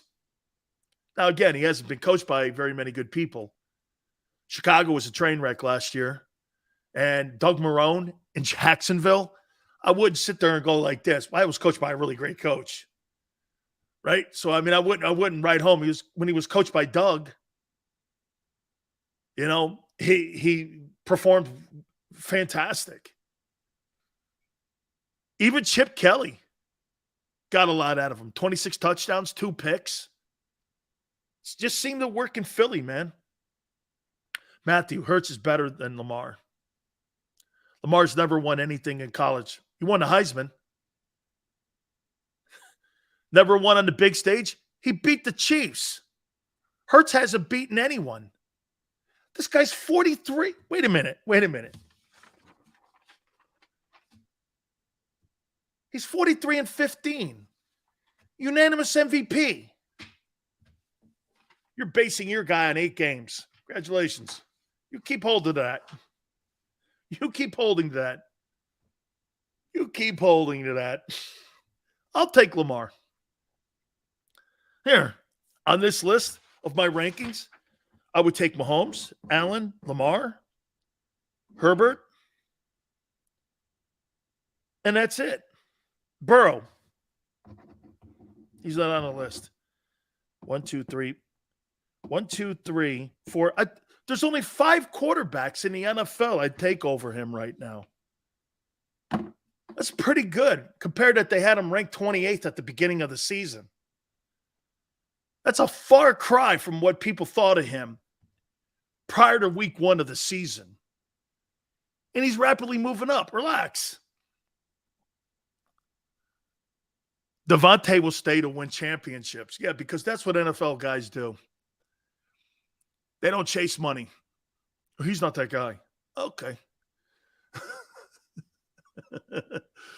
Oh, man.